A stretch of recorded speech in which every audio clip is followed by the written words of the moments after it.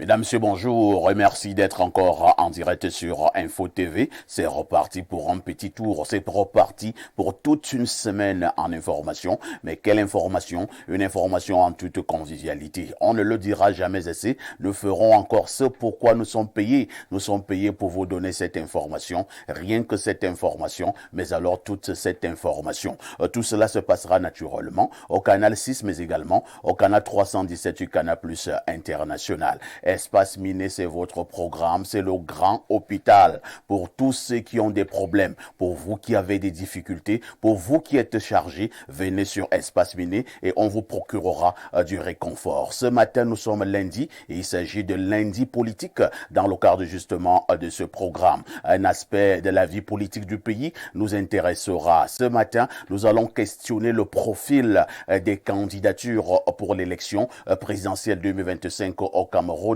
Avez-vous l'impression que pour cette élection présidentielle 2025 particulièrement, on devra rechercher un profil adéquat, pour ne pas parler d'un profil exemplaire pour les candidatures? Mais avant tout cela, avec votre permission, on aura déjà aussi échangé avec Claudia pour la balade en kiosque, mais également, vous aurez aussi votre dénonciation, ce fait de société qui vous énerve. À notre niveau, nous avons le courage de le poser sur la table des débats. On ne le dira jamais assez. Votre fidélité continuera à nous honorer. Sans vous, nous valons zéro. Et nous accueillons ces nombreux invités qui répondent déjà tous présents dans le cadre justement de ce programme. Renaud Eboto, bonjour. Bonjour et merci de me faire l'amitié de m'inviter ce matin sur votre prestigieux plateau. Je vais dire bonjour à la jeunesse catholique qui nous regarde ce matin, notamment des paroisses Saint-Pierre-Apôtre de Messamendongo, Saint-Monique Makepe, Saint-Hippolyte de la Cité Chirac à Douala. Bonjour aux copanélistes et je suis certain que le débat sera très intéressant ce matin. Renaud Eboto est analyste sociopolitique, mais également jeune écrivain. Renaud, ça faisait longtemps, vous n'étiez plus venu nous dire bonjour par ici, hein? Oui, c'est un plaisir, hein, et bonne année, hein, par anticipation. Bonne année, et donc pas par anticipation, mais bonne année. Je suis très heureux hein, de retrouver tous les classiques de ce plateau qui fait la renommée hein, de cette chaîne de télévision qui ne cesse de monter. Et qui monte encore. Et qui montera toujours. En face de Renaud Eboto, on accueille également un habitué, je le connais depuis une quinzaine d'années, c'est Eric Achille encore. Bonjour Eric. Bonjour parfait ici, bonjour à mes co-discutants. Le panel est très riche et détendu. Bonjour surtout à l'ensemble des téléspectateurs qui nous regardent de par le monde. C'est la première fois qu'on se prend ici depuis 2025 et ça fait exactement un an qu'on ne s'est pas vu. Quelqu'un m'a dit sur ce plateau, j'ai une drôle de manière de faire l'arithmétique. Je lui ai dit, mais c'était en 2024. Et nous sommes maintenant en 2025. Justement. Ça fait un an. Ça fait un an. Donc, le temps s'est écoulé. Nous rendons effectivement grâce à Dieu de nous avoir permis, n'est-ce pas, de voir cette nouvelle année. Eric Anchilenkor est également analyste socio-politique. Il nous accompagne très régulièrement dans le cadre de ce programme et pour cela, nous lui disons toujours merci. À côté d'Eric Achille, on accueille Fabrice Guiégou. Ça faisait longtemps qu'il n'était plus aussi venu nous dire bonjour de ce côté. Fabrice, bonjour et bienvenue au programme. Bonjour, M. Pafa ici. Merci une fois de plus pour cette invitation. Bonjour aux copanélistes. Bonjour à tous les téléspectateurs et bonne année à tout le groupe La Météo, notamment son capitaine, M. Dieudonné Vin. Tout à fait. Un homme de vision qui a su vous prendre, sachant ce que vous valez, et M. Blaireau Niemek. Bonjour, bonne année également à tous les téléspectateurs. Je voudrais également adresser mes amitiés à la famille du patriarche Chouake Jean-Marc, dont on allait laisser le reste samedi dernier à Bakoundji. Également souhaiter mes condoléances au révérend Modo Christian, qui a perdu son papa, dont les obsèques auront lieu en fin de semaine. Merci Fabrice Guiego. Je rappelle pour votre cas que vous êtes jeune entrepreneur camerounais, mais également homme d'église. Vous êtes aussi pasteur. En face de vous, nous accueillons un allié de taille, pour ne pas parler d'un allié de poids. Il restera notre consultant dans le cadre justement de cette plateforme. Il reste le digne fils de Boumiebel, descendant de Oumiobe. Certains l'appellent le consultant planétaire. Toujours combattu mais jamais abattu. Pierre Blérun, mec, bonjour. Bonjour, parfait ici et merci de m'associer à votre panel ce matin. Je suis heureux d'être là. Pierre Blérun, mec, comme vous et moi, nous n'avons pas de repos. Hein. Après cette grosse production hier sur Libre Expression, nous sommes encore là ce matin. Nous sommes d'attaque. Ah ben oui, tels des soldats, nous n'abandonnons jamais sur un champ de bataille. Pierre Blériot, je vous suggère donc de reprendre le microphone, cette fois-ci pour la sagesse de ce lundi matin. Le plus difficile n'est pas de suivre un chemin, mais de savoir où il mène. On peut reprendre. Le plus difficile n'est pas de suivre un chemin, mais de savoir où il mène. Ça veut dire quoi? Parfait, ça veut dire qu'il y a des gens qui suivent des leaders sans savoir où ces derniers les conduisent. Ouais. Le plus difficile donc, c'est de savoir où mène la voie qu'on a choisie, ou qu'on nous a imposée. Il faut faire attention. Tous les chemins ne mènent pas à Rome, contrairement au vieux adage. Si tu prends la route de Mebarkono, là-bas où tu étais enterré ton frère dernièrement, le PDG et moi, on avait marché quelque part là. Tu marches là-bas, tu ne vas pas arriver à Rome. Il faut que ce soit très clair. Tous les chemins ne mènent pas à Rome. C'est une usurpation, c'est une tromperie. Un leader vous dit, suivez-moi seulement, mais demandez-lui, tu nous amènes où? Parce que des fois, lui seul sait où il vous mène. Et beaucoup de personnes qui suivent ne savent pas où mène le chemin. Merci Pierre Blériot pour ces éternelles sagesses matinales. Dites-le aux autres que ça a déjà commencé. 10h, 11h52 sur Info TV. Espace Miné, qui dit mieux?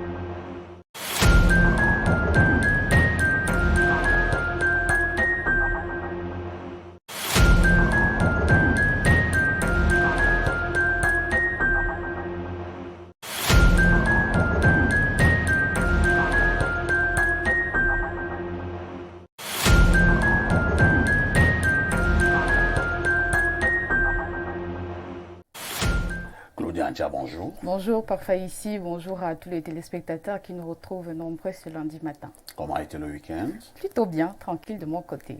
D'accord. De toutes les façons, lorsque Claudia nous retrouve, sachez que nous devons déjà faire un tour en kiosque. Claudia, que disent les journaux? Parfait ici. Voici les événements qui ont marqué l'actualité au Cameroun ces dernières 24 heures. Avec le quotidien Faux Matin, Dieudonné nous propose deux actualités. On parle tout d'abord en petite tribune du développement local. Babette Elunde Amadou et Somba boostent le potentiel des femmes de la Mofouya Kono. L'information est à lire en page 4. On parle d'insécurité tous azimuts en grande une. Terreur à Ayos, déplacé interne du Nozo, centrafricain, nigérien et consort agresse, viole et assassine au quotidien de jour comme de nuit.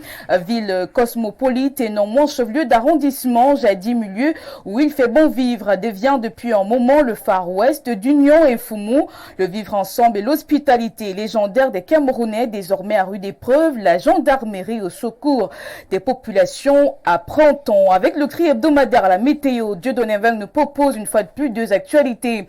On parle en petite tribune de coopération Qatar et Cameroun liés par un accord aérien. Le document à ce 16 janvier à Doha a été signé entre le ministre des Transports Jean-Ernest Massénangala Bibé et son homologue qatari Mohamed bin Abdullah Al-Thani. L'information est à lire en page 4. Allons à présent du côté de l'axe Ngaoundéré-Garoua. Ça va bientôt rouler. En régie, les raccommodats du tronçon routier reliant les chefs-lieux des régions de la Damawa et du Nord d'un linéaire d'environ 300 km sont en cours en attendant de refaire totalement la route des quelques tons grâce à un financement de la BAD près de 200 milliards de francs CFA. Apprend-on avec son détour, on parle des DG, des sociétés d'État, ces salaires astronomiques qui suscitent l'indignation. D'après ce tabloïd, certains gagnent jusqu'à 45 millions de francs CFA par mois à côté du grand nombre de compatriotes qui peinent à vivre avec $1 par jour, soit sensiblement 21 000 francs CFA par mois. Une poignée de près de 30 DG d'une moyenne d'âge de 55 ans qui cumulent à eux seuls un salaire moyen mensuel de près de 26 millions de francs CFA, aberrant. On parle du Cameroun et du Tchad avec le quotidien Mutation. Georges-Alain Boyomo nous dit ce matin que les deux pays sont dans les pas du maréchal. Depuis son accession au pouvoir, le président tchadien Mohamed Idriss Déby ne se laisse pas impressionner par le pouvoir camerounais. Après le feuilleton Savannah Énergie, le maintien de la candidature tchadienne à la BAD, le recret de la force multinationale mixte N'Djamena diversifie ses corridors et se tourne vers la Guinée équatoriale pour le transport de ces marchandises, apprend-on en page 7.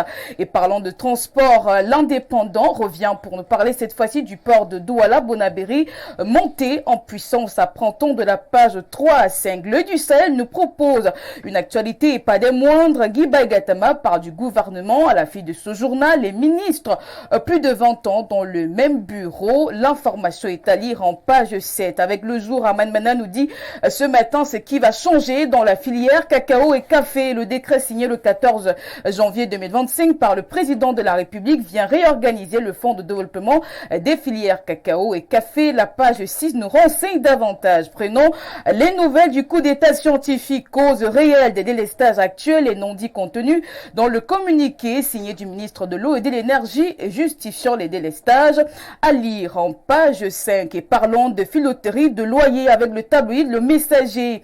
La CUD entretient le dilatoire, sommet des déguerpires parce qu'incapable de verser les 350 millions de francs CFA d'arriérés de loyers qui lui sont réclamés, la communauté urbaine de Douala multiplie des sorties de piste dans le dessein de nuire aux propriétaires de l'immeuble. Force de défense 2025 en toute sécurité, nous apprend Cameroun Tribune ce matin avec les rendez-vous électoraux de cette année, notamment la présidentielle. La vigilance va rester de mise, protection des personnes et de leurs biens, amélioration des équipements et réalisation de diverses infrastructures sont quelques points relevés vendredi dernier par le ministre Joseph Betiassoman lors de la présentation des vœux de Nouvel An. La page 2 revient sur les échos de cette cérémonie. Affaire Martinez-Ozogo, on en parle avec le Zénith ce matin. La justice impose son rythme. La 15e audience qui s'est tenue le 13 janvier dernier au tribunal militaire de Yaoundé n'a guère duré plus d'une demi-heure. Une fois encore, la décision de la cour d'appel suite aux exceptions soulevées par les avocats de la défense se fait attendre. Cependant, ces derniers accusent leurs collègues de la partie civile de faire expressément traîner le procès pour prolonger le séjour de leurs clients en prison. La page 23 nous renseigne davantage sur cette actualité. Fausse grève dans les universités. On en parle avec le Témoin ce matin. Les enseignants de l'université de Tchang assurent les cours, apprend-on ce matin. On reste à l'université de Tchang avec Capital Info. Aucun péril en demeure, nous apprend ce journal. Nous clôturons avec l'économie quotidienne de Thierry Ekouti qui parle Ce matin du Cameroun, le numérique poursuit sa percée. L'index de développement des technologies de l'information et de la communication est passé de 38,2 en 2023 à 42,6 en 2024. Parfait ici. Merci Claudia pour toutes ces informations dont fraîches parues en kiosque au Cameroun. Il ne me reste qu'à te souhaiter un bon début de semaine, Claudia. Merci. Bonne semaine à vous également et surtout bonne suite d'émission. Vous avez quelque chose de particulier à faire cette semaine qui débute? Rien de particulier, mais seulement j'aimerais d'abord m'excuser quand même pour le petit retard. Les téléspectateurs n'étaient pas au courant. De tout à l'heure. Il n'y a pas de souci, mais je préférais quand même m'excuser parce que je sais que ce sont des situations qui peuvent arriver. Donc voilà. Vous avez eu un malaise. Ce sont les choses des Blancs, hein. Il a eu un malaise. Peut-être j'arrangeais mon chapeau, qui sait. Et pour cela, vous êtes en retard. Parce que vous avez rangé votre chapeau. Ouais. Il y a trop d'angoina, Claudia. Enfin, vous savez, une femme, elle doit toujours être belle. Donc, du coup, avant d'arriver à la télé, il faut se pomponner, etc. Ça prend du temps parfois. Claudia, Oui, parfait. nous nous disons à demain 10h. À demain 10h. N'oublie jamais le conseil. Claudia, tout ce qui brille n'est pas or, ma petite. Reste très, très prudente.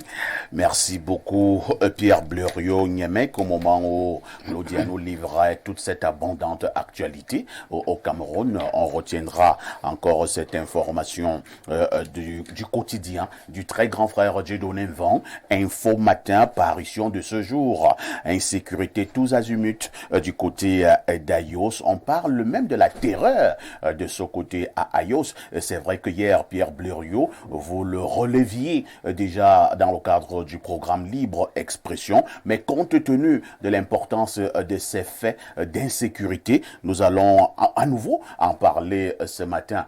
Pierre Blériot-Niemek, que se passe-t-il finalement du côté d'Union Infomo, plus précisément à Ayos? Oui, mais parfait. Hier, je n'étais pas au courant de la situation particulière d'Ayos. J'ai lu le journal dans la nuit et je me suis rendu compte que ce que je dénonçais concernant d'autres villes et villages avait pris séjour dans l'Union Infomo et particulièrement dans cette ville très hospitalière qu'est Ayos. Parfait, l'hospitalité ne doit jamais se retourner contre les hospitaliers. Oui, ceux qui nous reçoivent, nos hôtes. Non, non. Nos frères déplacés internes du NOZO ont été accueillis, je l'ai dit hier, de part et d'autre. Dans certains villages, et notamment j'ai vu que ce qui s'est passé à Boumibil dont je parlais, se passe à Ayos, on leur a donné des terres, on leur a donné un certain nombre de facilités, comme on sait le faire. Mais il y a également d'autres frères des pays voisins qui sont en train de s'aimer une insécurité qui commence à inquiéter. Lorsque nous allons agir, il ne faudrait pas que les gens disent que le Cameroun n'est plus hospitalier ou encore que nous ne recevons pas bien nos frères. Et j'avais dit dans une émission très lointaine que lorsque vous n'aimez pas les étrangers, on dit que vous êtes homophobe. Xénophobe, je veux dire. Mais lorsque c'est les étrangers qui ne vous aiment pas chez vous. On n'a pas prévu ça. Oui. Lorsque ce sont les étrangers qui ne vous aiment pas chez vous, qu'est-ce qu'il faut dire? Quelqu'un vient chez toi, tu l'accueilles et il ne t'aime pas chez toi. Il te déteste. Il te déteste. Il te tue même. Il te tue. Non, les forces de l'ordre ont commencé à faire un travail. Je supplie les forces de l'ordre, le MINDEF, le CED, d'accentuer ce travail. La sécurité n'a pas de compromission, n'a pas de prix. Il n'y a pas à dire que, comme ce sont nos frères, il faut traiter les gens comme ils veulent traiter les autres. Si les gens veulent mettre la ville à feu et à sang, s'ils veulent créer une insécurité, il faut que la peur change de camp. Parfait ici. On ne peut pas vivre comme ça. Vous accueillez des gens parce qu'ils sont soit déplacés de guerre, soit ils ont des problèmes. Mais ça devient un problème. Entre la nécessité de cohabiter avec les gens qu'on accueille et l'autre impératif sécuritaire, qu'est-ce qu'on met au-dessus? Moi, je mets la sécurité au-dessus de la nécessité de cohabiter. Si quelqu'un arrive chez moi et il a un problème, il faut régler son problème. On ne peut pas dire que les populations font preuve de beaucoup de retenue. Et c'est ce que nous félicitons. Mais il ne faut pas que ça continue. Vous imaginez à Ayos, selon les informations, mais ces gars assassinent les jeunes filles avec lesquelles ils ont des relations ou qui refusent simplement d'avoir... Ils jouent à être mototaximan ici et puis deviennent des gangs d'agresseurs. Non. Une ville aussi paisible devient maintenant un Far West. Non, je dis encore qu'il faut taper du poing sur la table, plus fort que ce qui se fait déjà. Il y a des patrouilles de rafles et autres, mais il faut aller plus loin. Très bien. Parce que la sécurité, en 2025, là, faut pas qu'on blague. Tout à fait. On pourrait être déstabilisé par des gens qui viendraient de n'importe où. Vraiment, le problème, c'est que les citoyens vivent. Si on ne peut pas manger, au moins qu'on soit en paix. C'est pas ça. On ne peut pas avoir faim. Non. Être en insécurité. Et puis les gens vont devenir nerveux. Merci Pierre Blériot. Fabrice, nous pouvons sourire, mais c'est un problème sérieux. À chaque fois qu'on parlera de sécurité, il faut dire que c'est sérieux. Pierre Blériot, depuis hier, je ne sais pas ce qu'il a illuminé hier à Libre Expression, lui-même a surpris en attirant l'attention des uns et des autres qu'il y a un nouveau phénomène qui s'installe au Cameroun. Nos frères du Nozo qui, entre guillemets, ont fui la guerre, ils se sont établis au littoral, à l'ouest, au centre, un peu partout. Nous les avons accueillis comme nous savons le faire. Mais depuis un certain temps, ces frères-là, y compris d'autres qui viennent d'autres bandits, pays, il faut les appeler comme ça, d'autres bandits, oui, ils sont venus chez nous, nous leur avons donné nos terres, nous leur donnons même nos sœurs. Mais en retour, ils commencent même à tuer nos sœurs, ils tuent nous-mêmes. Ces gens que nous avons accueillis, ces gens à qui nous avons donné l'hospitalité. Je vous passe la parole pour votre commentaire. Oui, papa, ici c'est déplorable. C'est pourquoi il faut savoir que la pitié c'est une hypocrisie. Je vais dire, en fait, lorsque vous avez pitié des gens, ils se servent de cela pour vous nuire. Et il faut être désormais très, très, très vigilant. Parce que généralement, dans l'essence même de la sociologie camerounaise, des Camerounais, tous les Camerounais sont très, très hospitaliers. Et chaque Camerounais sait que les Camerounais, entre nous, nous sommes hospitaliers. Je connais beaucoup de nationalités qui viennent, ils savent que quand ils viennent au Cameroun, ils peuvent faire n'importe quoi. Mais chez eux, c'est difficile. Tout à fait. Notamment, les Équato-Guinéens peuvent être ici, ils peuvent faire n'importe quoi, porter plainte à un Camerounais, l'enfermer. Est-ce qu'on sait même que tu es Équato-Guinéen? Voilà. On le sait pas, justement. On sait seulement que tu es Fangbetti. Tout à fait. Voilà. C'est comme ça que nous, on les traite. C'est là-bas qu'eux nous identifient comme étant Camerounais. Donc, il faudrait pas le fait qu'on ait laissé la place aux gens, qu'ils prennent pour de la faiblesse. C'est pas la faiblesse, c'est de l'hospitalité, c'est de la gentillesse. Il faudrait pas abuser de la gentillesse. Mais que tous ceux qui reçoivent, que désormais, l'État mette les moyens entre les mains des gens pour qu'ils se défendent. Si l'État ne peut pas défendre les gens. Non, l'État peut. Non, pour l'instant, l'État n'est pas encore oui, justement, capable, parce que ce sont des phénomènes répétés. Du côté, justement, d'Ayos, je pense que la gendarmerie de ce côté-là a lancé un grand coup. Oui. Plusieurs personnes ont été interpellées. Ainsi de suite, le bilan est lourd et nous profitons même à votre suite pour adresser ces félicitations à ces forces de l'ordre, adresser ces félicitations au MINDEF qui a donné des instructions fortes. Voilà les images qu'on est en train de montrer pour vous faire comprendre que l'État a bon travail. Oui. Ici, on prend les gens comme ça, ce n'est pas comme ça, c'est avec douceur comme ça. Quand ils te rencontrent, c'est comme ça qu'ils te traitent. Je veux dire, on te dira si c'est les droits de l'homme et tout ça. Non, ajouter déjà à ce que l'État fait, il faut qu'il donne les moyens à la population, notamment par les comités, aux chefs de village et par le comité de vigilance dans différents secteurs, parce que c'est gravissime. Les gens ne peuvent plus, les gens ont déjà peur de sortir de chez eux. Et non seulement ils ont peur de sortir de chez eux, ça leur retrouve déjà à l'intérieur de leur maison. Alors il faudrait que l'État frappe de la main sur la table pour arrêter ces différents phénomènes. Merci, Fabrice Guiégou. Renaud et Boto, il faudrait donc que les forces de l'ordre redoublent d'ardeur, redoublent de vigilance, mais en même temps aussi, comme les forces de l'ordre elles-mêmes nous disent souvent, il faut une bonne collaboration. C'est-à-dire, nous-mêmes les populations, les bonnes populations, nous avons notre part de responsabilité. Qu'est-ce que j'entends par là? C'est-à-dire que si tu vois quand même qu'il y a un mec qui est venu au village, Mais ses comportements sont bizarres. On a d'abord l'impression qu'il fume beaucoup. Il est très nerveux. Et c'est comme s'il marche beaucoup la nuit. Il faut quand même signaler au commandant de brigade. C'est-à-dire que, bon, on a un individu ou 4 individus qui sont arrivés au village dernièrement. On ne sait même pas d'où ils sortent. Mais leurs activités nous inquiètent. C'est ça la collaboration. Parce que les forces de maintien de l'ordre ne sont pas des marabouts. Ils ont besoin du renseignement. Ils ont besoin de ce genre d'informations pour se mettre également en branle.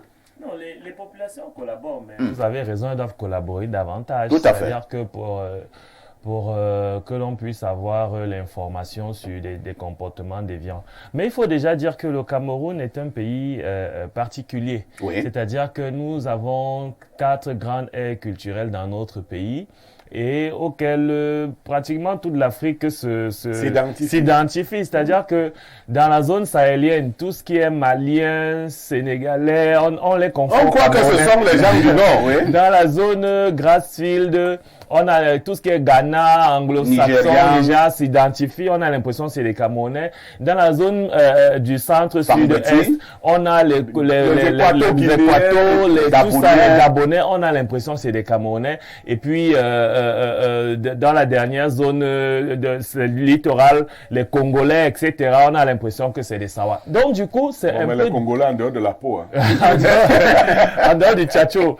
Donc, du coup, c'est un peu difficile pour nous-mêmes de savoir démêler le vrai du faux. Et je peux comprendre la difficulté donc des forces de maintien de l'ordre, s'ils n'ont pas justement le renseignement prévisionnel, de pouvoir démêler les chevaux. Donc, on va déjà dire merci au commandant de la Légion du Centre qui a mené toute cette opération qui s'est ébranlé même du côté d'Ayos pour appréhender quelques suspects. Il faudrait que la gendarmerie continue dans ce sens-là, afin que nous puissions effectivement avoir un peu plus de sécurité dans nos villes, surtout dans nos villages, parce que dans les zones rurales ou périurbaines, là, c'est un peu plus compliqué. Il y a moins de forces de maintien de l'ordre, moins de matériel, et donc c'est devenu le lit c'est du grand banditisme dans l'arrière-pays là. Il y a des villes secondaires qui jouent le rôle de base arrière au grand banditisme. Vous voyez par exemple à Yaoundé, les bases arrière du grand banditisme, c'est devenu Bafia ou même au Bala. Vous voyez, ils viennent d'ailleurs, ils se cachent là. Ils se cachent là-bas, ils viennent agresser à Yaoundé. Ils rentrent tranquillement dans leur ville. Donc il faudrait que la gendarmerie nationale multiplie ce type d'action pour que nous puissions être en sécurité dans notre pays, tout simplement. Merci, Eric Achille. J'ai discuté encore avec le chef de mon village il y a 2 semaines.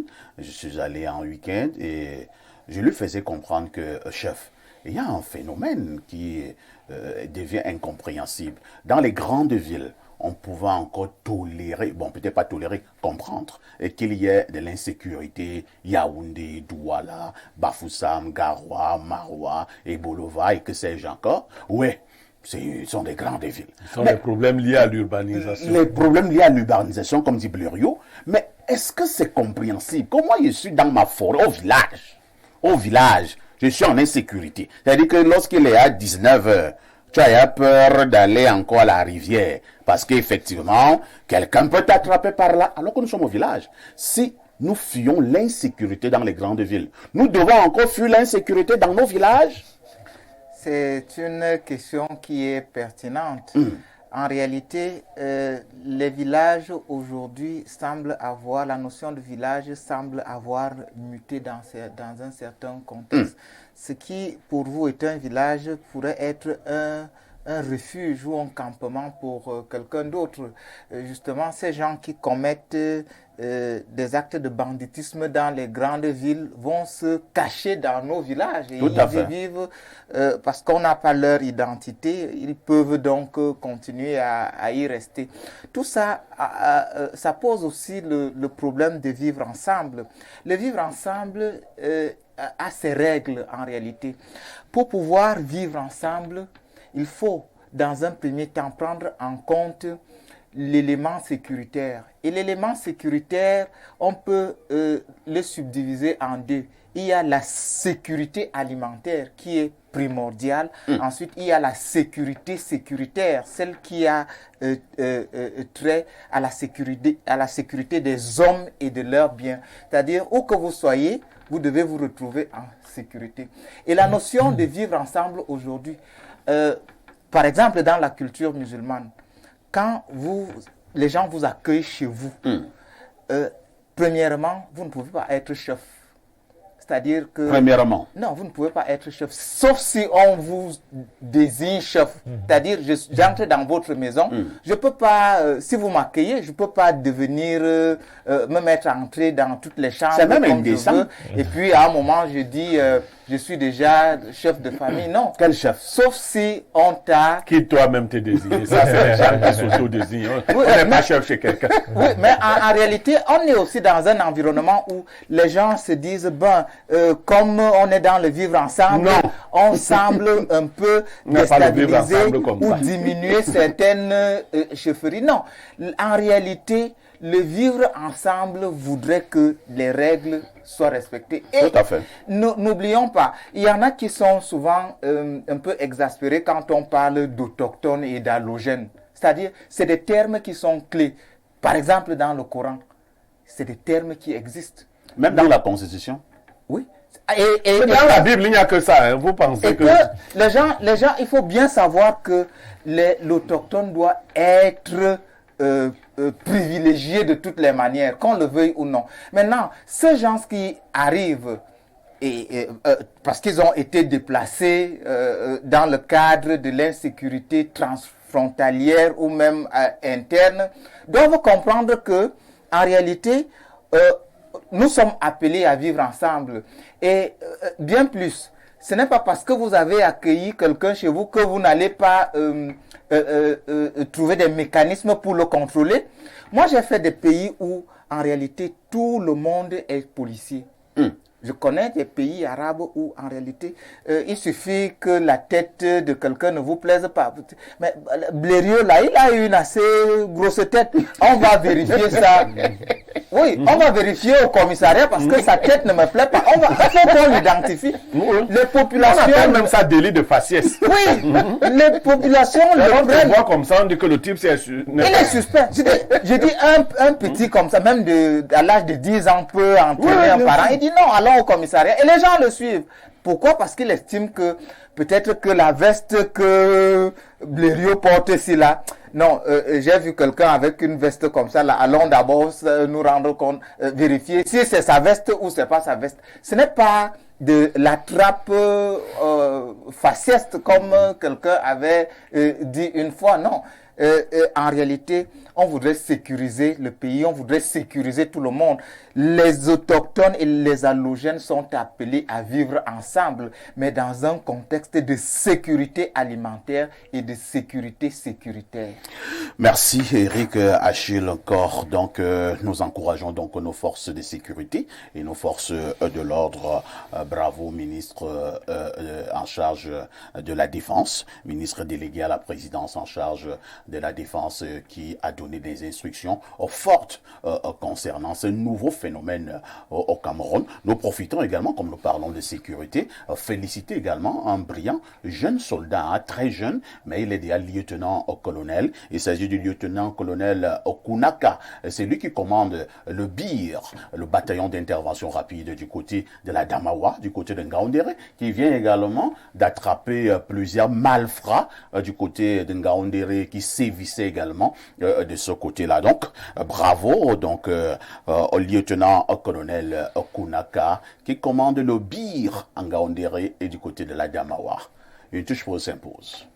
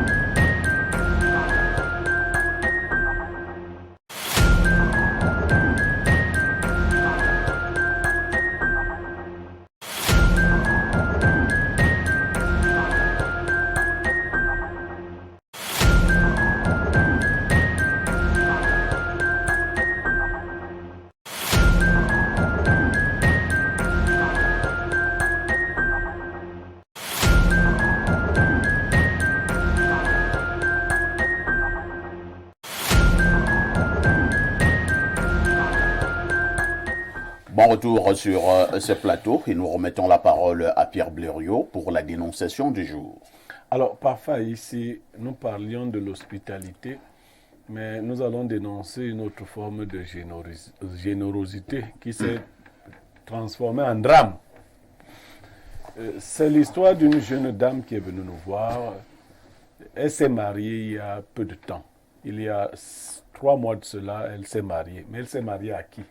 Elle s'est mariée à un expatrié, à un blanc, comme on dit vulgairement, qu'elle a connu à travers les réseaux sociaux il y a près d'1 an. Ils ont constamment échangé au téléphone. Ils sont même passés à d'autres pratiques qui sont courantes aujourd'hui, puisqu'ils ne pouvaient pas se voir. Ils assouvissaient leur désir sexuel au téléphone par appel vidéo, des choses comme ça. Comment ça? Oui, c'est-à-dire... Au téléphone? Oui, oui. Au téléphone est devenu un lit? Toi, tu n'as pas ce genre de problème. Tu as le contact physique ici. Ah bon? Mais, bien évidemment, il y a des couples qui vivent même séparés et qui se font ce genre de plaisir. C'est pour dire que leur idylle se portait très bien jusque-là. Le monsieur est venu et a épousé la dame, l'a dotée, il l'a épousée. La femme est donc restée pour faire toute la paperasse que vous imaginez afin de rejoindre son mari. Sauf qu'il y a 2 semaines cela, le dit mari l'a appelé pour lui dire que bon, je préfère être franc avec toi. Pendant que nous étions à la cérémonie, mon œil a tapé. Ou une de tes cousines a tapé à mon œil. Et je crois que ce que je voyais à travers les vidéos, les photos que tu m'envoyais n'était pas exactement ce que j'ai vu chez ta cousine. Je pense que ta cousine est mieux outillée que toi. Et pour tout te dire, elle est même déjà ici. Incroyable. Donc,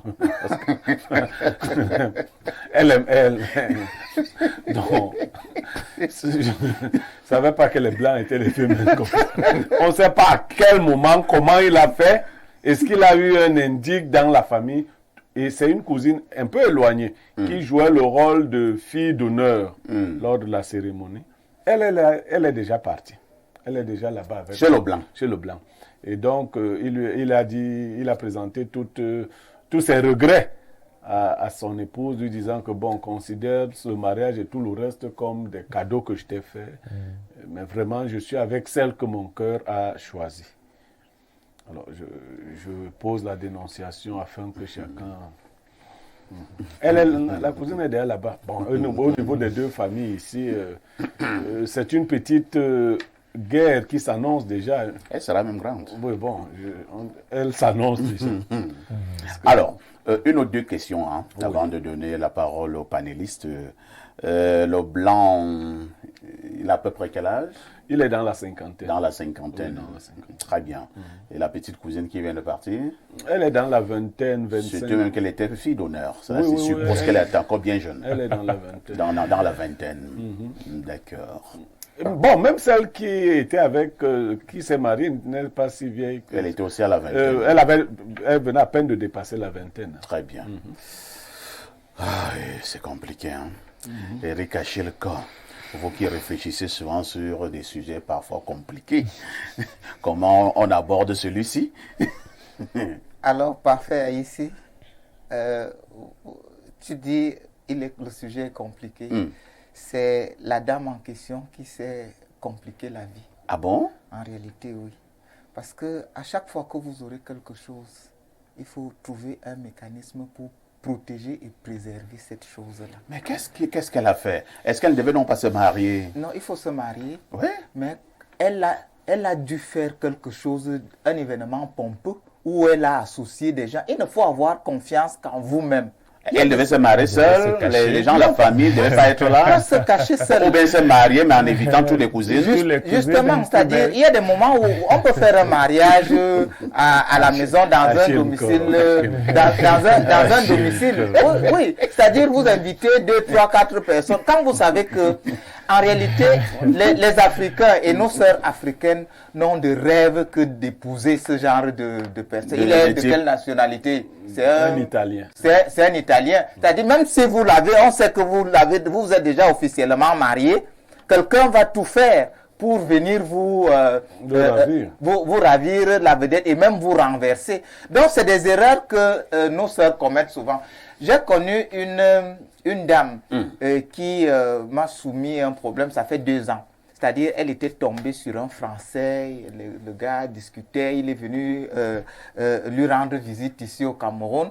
Et à un moment, son téléphone a eu des petits soucis. Au départ, elle commençait à lui présenter sa cousine, ses sœurs et autres, ses frères. À un moment, son correspondant en question, il discutait avec une de ses cousines et je ne sais pas comment la fille a fait pour se retrouver avec le numéro du blanc. Et c'est comme ça qu'ils ont commencé à s'appeler et au final, c'est la cousine qu'on a plutôt épousée plutôt que... Donc, vous voyez, les femmes par moments se mettent en difficulté. C'est pas quelqu'un d'autre. Le mal ne vient pas de loin. Elle vient d'elle-même. Mais en réalité, si ce mal est arrivé, c'est parce qu'on a également en face de soi des gens qui ne comprennent pas que la famille est sacrée. C'est-à-dire, dès lors que vous commencez, vous posez votre regard sur une sœur, vous ne devez pas poser votre regard sur une autre sœur. Et la sœur en question doit vous rappeler que non, tu as posé ton regard sur X ou sur Y, je ne peux plus accepter que tu me regardes, sauf si on va demander sa permission. Ça, c'est justement ça. Vous savez, moi, oui, personnellement, je pense que vous pouvez avoir un ami qui se sépare d'une femme. Oui. Et si ça n'a pas marché entre les deux, maintenant, tu vas voir ton ami, tu lui dis que vraiment, vous vous êtes séparés, ça n'a pas marché. Peut-être que ça peut marcher. Mais attends un peu, il n'y a que la femme là. Attends un peu. Donc, moi, j'étais avec une femme. Je me suis séparé de la femme là. Après, le revient voir comme parfait. Mais comme toi, tu as laissé la femme là, est-ce que moi je peux prendre? Mais si tu as trop de femmes avec lesquelles tu peux séparer, je vais plus toutes les femmes là. Non, Blaireau. Je pense que l'amitié là va suivre un grand coup. Non. Il n'y a pas que la femme là. Il n'y a pas que la femme là. Ouais, je suis tout à fait d'accord. Mais en réalité, ça n'a pas marché avec Parfait. Ça pourrait marcher avec non, ça veut dire que tu l'as regardé d'abord. Mais une chose est certaine, il y a plus de femmes que d'hommes. En réalité, il faut aller chercher ailleurs. Très bien. Et il faut garder les vertus, la morale, le lien de famille qui doit être au-dessus de tout. Merci. Renaud et Boto. J'ai l'impression que, je ne vais pas dire les blancs, je vais donc dire certains blancs, adorent ce genre de situation. Soit c'est un fantasme pour eux, soit c'est parce que nous sommes des Africains. Je ne comprends pas. J'ai aussi eu un cas, c'est-à-dire qu'un blanc est venu, incroyable. Il était avec sa femme qui était camerounaise, ils avaient même mis 2 ans en Europe et ils sont donc venus au Cameroun. Là, c'était même pas la cousine, c'était la mère de la fille. C'est-à-dire qu'il va dans la belle famille, on l'accueille comme nous savons si bien le faire, la belle-mère arrange tout, c'est bien. Bon, à la 2e semaine, il dit, et les gars, ils te disent des choses de manière froide. Hein. Il dit à sa femme que, alors tu vois, chérie, j'ai vu ta mère là, mais elle me plaît bien. Elle me plaît bien, quand elle marche, je pense que je préfère maintenant ta mère. Bon, qu'est-ce que tu fais? Tu ne le gifles pas d'abord. René Boto, je te passe la parole. Non, je crois que nous avons des mentalités de colonisés encore. Et dans nos familles, il y a ces mentalités de colonisés. Le blanc représente l'avenir, l'espoir de voyage, la richesse, etc. Le paradis. Le paradis dans nos familles. Parfait. Et très souvent, c'est vrai aussi. Hein. Bon. Il faut dire que c'est vrai. Parfait. Ils ont sauvé beaucoup de familles. Aujourd'hui, au sortir de cette émission, je vous emmène tous chez une jeune Camerounaise que je convoite et que je veux épouser, on va me soumettre à un interrogatoire. Même bien habillé comme nous sommes là. Tu travailles où? Ton père c'était qui? Ta mère c'est qui? Etc. Mais si le blanc vient, on ne lui posera même aucune question. Mais on lui donne la femme, puisque on déroule le tapis rouge. On déroule le tapis rouge. Il se rend bien compte qu'il représente tout pour ces gens. Les gens lui exposent leur indigence, leur misère. Et donc, du coup, il fait quasiment n'importe quoi dans la famille. Mais c'est de ça qu'il s'agit, c'est-à-dire que ce blanc n'est pas sérieux. Il faut dire les choses telles qu'elles sont. C'est un roublard. C'est un bandit. Ce blanc n'est pas sérieux du tout. Il faut qu'on le dise de manière claire. Il faut que ce soit clair. Comment vous pouvez arriver dans une famille pour épouser une femme, vous lui faites des promesses, etc. Et patatras, c'est sa cousine qui se retrouve dans votre domicile. Ça n'a même pas de sens. Si vous faites ça à une Camerounaise, étant Camerounais, mais je crois que le mousson va vous trouver où vous êtes. Ce n'est pas possible. C'est même pas sérieux. Le monsieur n'est pas sérieux. Maintenant, la cousine aussi qui accepte de jouer ce rôle. Vraiment. Mais vraiment, c'est quoi cette misère-là? Il faut qu'on apprenne à se respecter. C'est vrai que les gens vont me dire que bon, le destin individuel, elle a subi, voilà. C'est sur moi que tu vas arranger ton Mais destin. c'est pas possible, ça. C'est quand même, il faut avoir vraiment il faut avoir de l'amour pour soi-même. Est-ce que Comment je tu vais peux dire que arracher le mari de ta grande sœur? Puisque dans l'histoire, on nous dit que la fille a la trentaine et que la cousine qui est chez le blanc a la vingtaine. Non, les deux sont à la vingtaine, hein, si j'ai bien compris. Ah, la première Et à la trentaine. Et à la trentaine. Ah, d'accord. Donc elle arrache le mari de sa grande sœur. Est-ce Tout à que ça fait. se fait? Ça ne se fait pas. Alors, Fabrice Guiégou, nous allons légèrement nous appesantir sur la cousine qui a donc arraché le blanc de sa grande sœur. Quelle sera la nature dorénavant des relations entre les deux familles? J'imagine que ce sera une haine indescriptible. Oui, forcément la famille sera divisée. La famille sera divisée et bon, nous avons atteint un certain seuil de légèreté au point indescriptible en tout cas. Mais avant de parler un peu de la cousine, j'aimerais déjà qu'elle sache que les mêmes raisons qui ont fait qu'il laisse sa soeur, sa cousine, seront les mêmes raisons qui feront en sorte qu'il la laisse. Pourquoi? Parce que leur idylle était superficielle. Ça a été motivé par ce qu'on appelle la dopamine, qui est une hormone de régulation des émotions positives, qui dans le sens où vous regardez, tu vois une femme, elle est belle, ça te motive, alors tu te dis que bon voilà, je peux aller davantage, je peux faire ci. Donc c'était superficiel. Donc, et du coup, il n'y avait aucune base solide. Parce qu'en réalité, lorsqu'on veut fonder un couple, c'est sur des bases solides.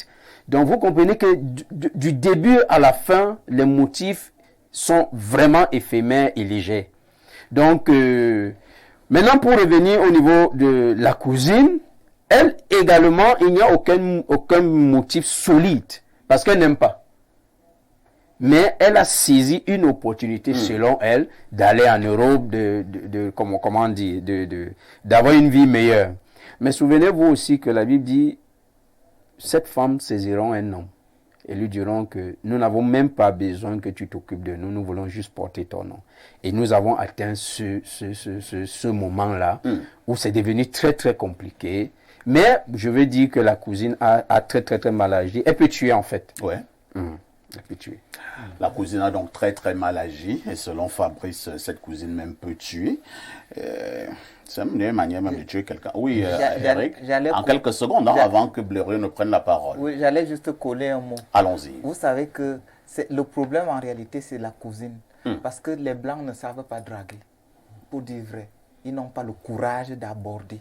Pour eux, ils cherchent les femmes sur Internet et autres. Donc, enfin, c'est un genre de blanc. Oui, en réalité, de manière générale, ils ne savent pas draguer. Ils ne savent pas faire la cour qu'une cour assidue. C'est les Africains qui...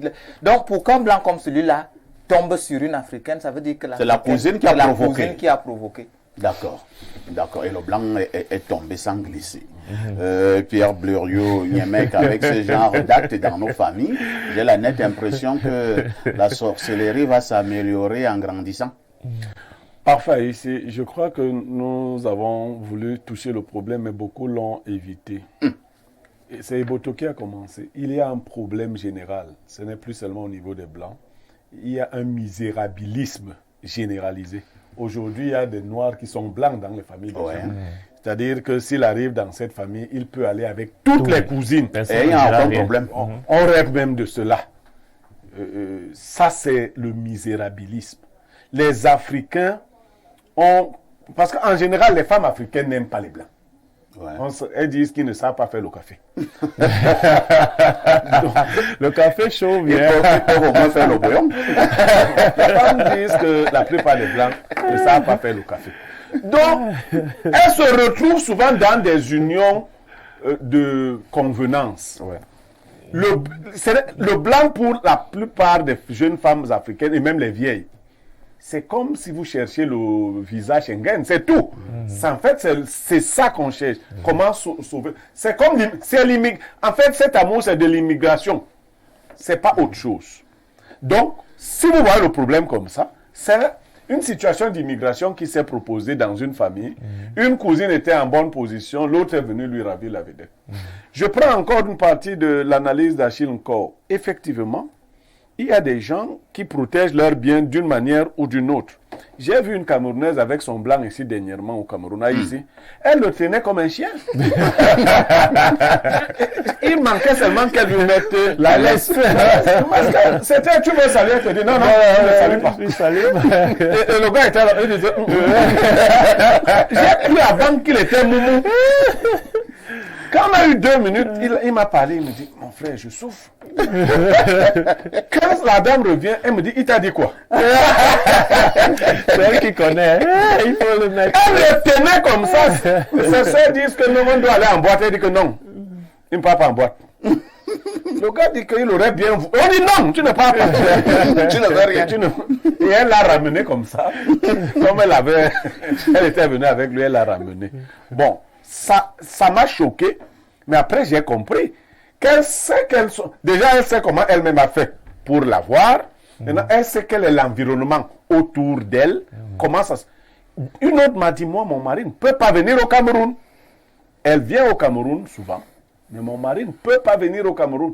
Elle ne te donne pas la vraie raison. Mais la vraie raison, c'est que... Elle sait que... On peut l'arracher. Non, ce n'est pas que les Blancs ne savent pas faire la cour. Au contraire, même, ils ont un problème. Dans leur environnement, c'est trop sclérosé. On n'a pas le temps de s'épanouir comme on veut. Quand ils arrivent ici avec les Douroumanjanja et tout ce qu'il y a, donc, ils se lâchent souvent. Ne donne pas la boisson beaucoup à un blanc au Cameroun. Et il va danser le bikoutsi, il va danser le mangambe, il devient vraiment un toc-toc. Et à ces occasions-là, les cousines sont positionnées. Le dernier, elles sont aux aguets. Et le dernier élément que nous n'avons pas pris en compte, c'est les pratiques magico-religieuses. Oui. Il y a des gens qui viennent, faites attention, blanc ou noir, vous avez un mari. Le bon mari au Cameroun, pour les Africains, ce n'est pas celui qui est sérieux à la maison, c'est celui qui a beaucoup d'argent. Ouais. Les gens qui viennent à la dot et au mariage, il y en a qui viennent pour arracher le mari de la future mariée. C'est-à-dire, une maman vient avec sa fille, elle lui dit que je t'ai donné un truc là. Quand tu vas faire tout pour saluer parfait ici qui est venu épouser. Et si elle te salue, elle t'envoûte sur le champ. C'est pour cela que si tu n'es vraiment pas homme, le fait d'aller... Attends un peu, Blériot, je te pose une question là. Sur ce point-là aussi, cet aspect entre guillemets spirituel ou bien mystique. Donc, nos trucs que nous faisons ici en Afrique, ça peut aussi toucher les Blancs. Bien sûr, s'il est dans notre environnement, oui, l'autre. S'il est dans notre... On travaille. Il y a même beaucoup de Blancs qu'on a ramenés, on est en train de soigner dans les villages ici. Oui, moi je vais te dire, je vais t'amener tout le monde, les Blancs qu'on est en train de soigner dans tout le monde. On tape sur ça. Non, dès qu'il est dans cet environnement. Mais d'autres deviennent souvent folles alors, parce que si tu trouves dans un blanc qui dans sa culture est initié. Parce que moi j'ai eu mon professeur d'allemand, je ne vais pas citer son nom, d'autres personnes ont d'ailleurs reconnu le nom. Elle était devenue totalement folle, parce que le blanc, lui, il était un gars des ordres, très avancé.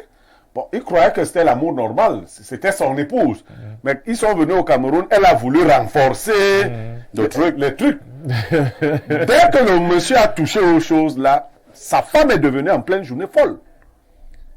Elle était professeure d'allemand, on l'a mise à la bibliothèque, ça ne donnait pas... Merci bien. Alors, lisons rapidement les premiers messages de cette semaine. Allons d'abord, plus 33, c'est la France. Bonjour, parfait, très belle émission de libre expression hier. Un panel de très haut vol, des invités respectueux du temps de parole des autres. Un modérateur hors pair. Vraiment, avec Info TV, que faites-vous encore ailleurs? Merci de continuer à édifier les Camerounais. C'est Thierry Mbarga depuis Paris qui envoie ce message. Merci Thierry. Autre message ce matin, que dit le téléspectateur. Bonjour mes repères de vie. On arrache le mari d'une femme faible et inefficace. Mais en réalité, rien ne peut justifier une telle trahison. Cette cousine mérite un bon panari au milieu des lasses. C'est quand même fort, hein, la dose là. Une sorcière, une ratée sociale, personnage sordide. Félix Ningé, l'ami autoproclamé de Blériot. Autre message ce matin. Bonjour, espace miné. Ce blanc n'aura que des regrets quand la cousine le quittera pour un meilleur parti là-bas. C'est une fille sans sentiment. C'est Mama Jackie d'Obili qui envoie ce message. Bonjour le panel. Concernant la dénonciation, je voudrais dire que le problème qui se pose ici est un choc culturel. La femme n'a pas tenu compte de la culture du blanc. Ils n'ont pas la même vision de la famille. C'est clair, on n'a pas la même culture et la pauvreté n'arrange rien. La misère alourdit les choses. La femme, comme la cousine, recherche juste la sécurité. Et le blanc, dans tout ça, pense qu'il est dans un cirque exotique et il a la liberté de choix. Et les dames, un peu de respect pour vous-même. Merci. C'est quand même pertinent, hein? Le blanc même aussi entre dans le jeu. Autre message. Bonjour, parfait à ici. S'agissant de la dénonciation, il s'agit là nettement des séquelles de l'esclavage. Dans la tête de certains noirs, ils ont cultivé le mythe du blanc au point de se renier soi-même. La pauvreté au rendez-vous, je vous assure, à ici, pour la plupart du temps, nos mamans sont souvent complices de ce genre d'absurdité. La maman de la cousine va motiver sa sorcière de fille en lui disant que ta cousine te dépasse avec quoi? C'est toi qui dois aller en bain, pas elle. C'est Pauline de Bafoussam. Autre message ce lundi matin. Allons au plus 39 ans. C'est l'Italie que dit le téléspectateur italien. Bonjour Perfecto et au panel. Lorsque le Real Madrid a sélectionné Eto'o dans un match contre la CI, il venait observer un joueur ivoirien et c'est Eto'o qui a frappé avec l'observateur du jour. Il y a des faits qui font mal, mais contre lesquels on ne peut rien. Dans ce pays où la misère a fait son lit, vous croyez qu'il existe encore une once de morale? La mariée doit se remettre au travail pour chercher un autre blanc et faire un mariage sans cousine plus jolie. Ou alors elle se marie en catimini. Oh là là, des résolutions fortes, hein. Alors, un autre message, hein, je pense que c'est Pancras de Guidère. Bonjour à ici et toi d'Albert Parfait et à tout ton panel. Pancras, j'ai un problème avec mon nom. Je ne la connais pas bien, c'est dur. Concernant la dénonciation, cette femme doit comprendre qu'en 2025, tout va aller vite. Si ta sœur t'a fait le tapé d'eau, il faut passer à autre chose, puisque c'est toi-même qui as cherché. Quand toi-même tu montres ton Kosovo à un homme sur Internet, tu t'attends à ce qu'il te respecte. Comme c'est un blanc, tu as tout déballé. Ce n'est pas pour dénigrer le travail de pousseur, mais je parie que si c'était un pousseur qui vient des Bomzout, tu allais le traiter de gros villageois. Je m'en voudrais si je ne dis pas bonjour au brillant Achilka. Blériot, bonne année, c'est Pancras de Guidère. Merci. Autre message ce jour, bonjour espace miné, je tenais à dire à Parfait qu'il est très bon dans son métier. En outre, je souhaite aussi être invité à vos émissions télévisées en qualité d'ingénieur de génie civil ou comme enseignant. C'est Ngok Yannick Ulrich qui envoie ce message. Monsieur Ngok, appelez-moi après l'émission. Autre message ce jour, que dit le téléspectateur? J'aime beaucoup les interventions de Niemek, mais il est contre Eto'o. C'est Michel Ayaou. Le rapport ce matin. Ouais, Il est déjà fond de fond. Contre le fond de fond. Alors, 241, c'est le Gabon, le pays que dirige Oligui Nguema. Bonjour le panel. Je ne suis pas surpris par le comportement de la cousine. Son problème véritable, c'est l'opportunité de quitter le pays. Pour l'Italie, là-bas, elle va quitter le blanc pour fuir la malédiction de la famille. C'est Guy Roger de Port-Gentil au Gabon qui envoie donc ce message. Lisons rapidement peut-être deux dernières interventions. Alors, la lionne du continent galactiquement planétaire veut également dire un mot. Bonjour au bic de la modération et très bonne émission. Avec tout ceci, que faites-vous encore ailleurs? On arrache l'homme faible et le mari des femmes faibles. C'est un faux blanc. Bonjour, parfait Haïti. Les blancs considèrent les négresses comme des gazelles. Bref, pour eux, nos sœurs sont des objets sexuels exotiques. Ça fait mal, hein, Pas très faux. quand vous dites ça. C'est pas très faux non plus. Bon, Même s'il faut dire que ce n'est pas très faux. Bon, et nous considérons comment les vieilles blanches. Là, c'est un autre débat. Voilà. Les Comme le papiers. visa. Les papiers. Voilà, il y a un gros type là qui mange beaucoup là. Lui, c'est ça qui lui a posé tous les problèmes là. Bonjour, parfait. J'ai encore apprécié votre émission d'hier, Libre Expression. C'était du nectar. Alors, il y a un autre qui écrit là, Masoma Nabio. Hier, j'ai été bluffé par le plateau de Libre Expression où le débat était très intéressant et élevé. Je voudrais rendre un vibrant hommage au professeur Mathias Ouanangini, que le Seigneur veille sur lui. Il est une valeur sûre pour la jeunesse. Merci à toi qui restes égal à toi-même. Respect grand maître. C'est Cyril Adouala. Alors, Blaireau, Masoma Nabio, ça veut dire quoi? Nabillon. Oui, Ça veut dire quoi? Je vous salue. Ah, d'accord. Ok. Il faut que j'apprenne à parler Douala. Hein. Tu es déjà à l'école. Il faut que j'apprenne à parler Douala. Bonjour le plateau, par rapport au thème, l'homme est très méchant. Cette fille n'aura jamais la paix. Un bien mal acquis ne profite jamais. Elle aura sa part de punition. Dieu va la punir très mal. Je suis Madame Nomo Oona, Élise, depuis le Carrefour Congo. Mon père m'avait dit un truc, hein, il y a une vingtaine d'années. Il m'a dit, mon fils, tu sais, si tu as rencontré une femme sur le terrain de la prostitution, vous vous séparerez toujours sur le même terrain de la prostitution. À tout de suite pour la suite.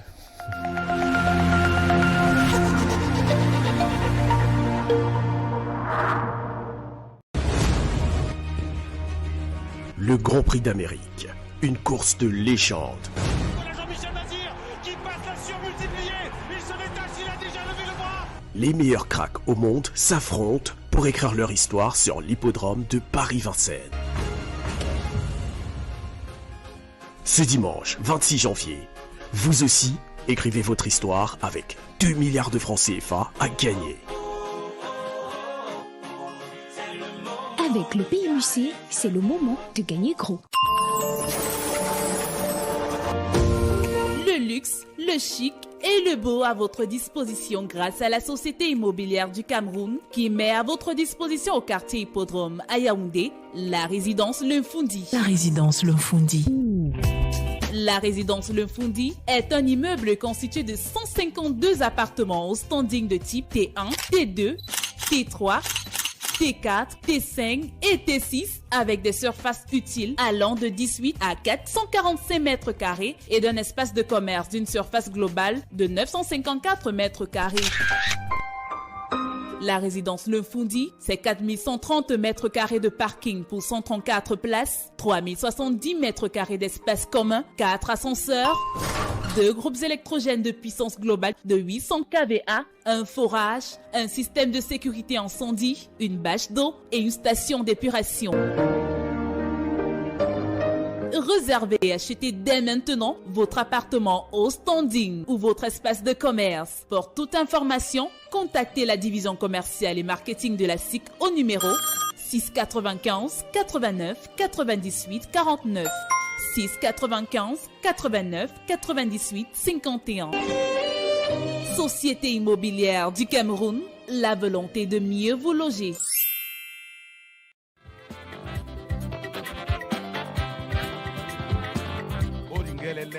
Pour tous vos événements administratifs, campagnes de communication, concerts géants, meetings politiques, cérémonies de mariage, une seule adresse. Pro Sound and Light Cameroun. Pro Sound and Light Cameroun met à votre disposition une sonorisation high-tech, piano, console de mixage, ampli, micro HF et ce n'est pas tout. Pro Sound and Light Cameroun, c'est aussi le rendez-vous avec l'écho des haut-parleurs pouvant couvrir des lieux de 500 à 5000 personnes. Briller avec un système de lumière intelligente sur des podiums modulables. Pro Sound and Light Cameroun est situé à Olembe, Dubai City. Contact 654 85 81 03 673 58 07 62. Pro Sound and Light Cameroun, animez vos événements avec le bon matériel.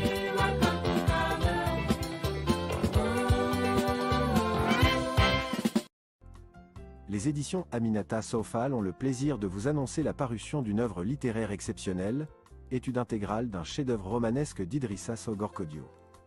Cet ouvrage analyse, avec profondeur, Fils de prélat, le roman emblématique d'Armand Claude Abanda, écrivain camerounais de renom et titulaire de la chaire UNESCO d'Afrique centrale accestique. Ce récit, écrit en classe de terminale, traduit en italien, et enseigné au Gabon et au Congo-Brazzaville, incarne les idéaux de l'humanisme et du panafricanisme. Un livre de référence pour élèves et étudiants et un livre de chevet pour tous les amoureux des belles lettres. Cette étude s'inscrit dans la continuité d'une réflexion initiée lors du Festival international du livre et des arts assimilés du Bénin en octobre 2024. Idrissa Sogor-Kodio, écrivain et critique littéraire sénégalais, est reconnu pour sa plume panafricaniste et son engagement pour les lettres africaines. Lauréat de nombreux prix prestigieux, il nous offre ici une œuvre lumineuse, dédiée à tous les amoureux de la littérature. Découvrez cette analyse captivante et laissez-vous inspirer par la richesse de la littérature africaine. Disponible dès maintenant aux éditions Aminata Sofal.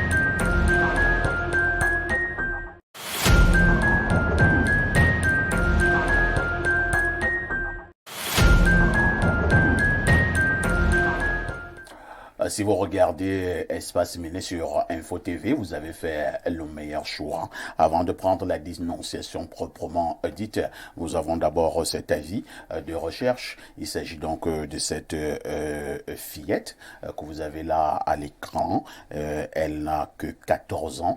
Elle est au lycée Général Leclerc. Elle est portée disparue depuis vendredi. Depuis là, sa famille, la recherche mais sans succès.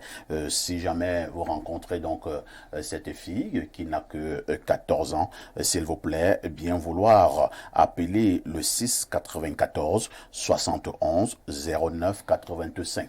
Je reprends, bien vouloir appeler le 694 71 09 85.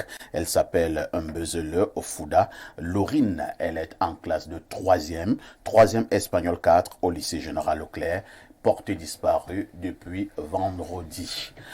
Merci. Nous avons donc notre problématique inscrite à l'ordre du jour ce jour, lundi. C'est lundi politique sur espace miné.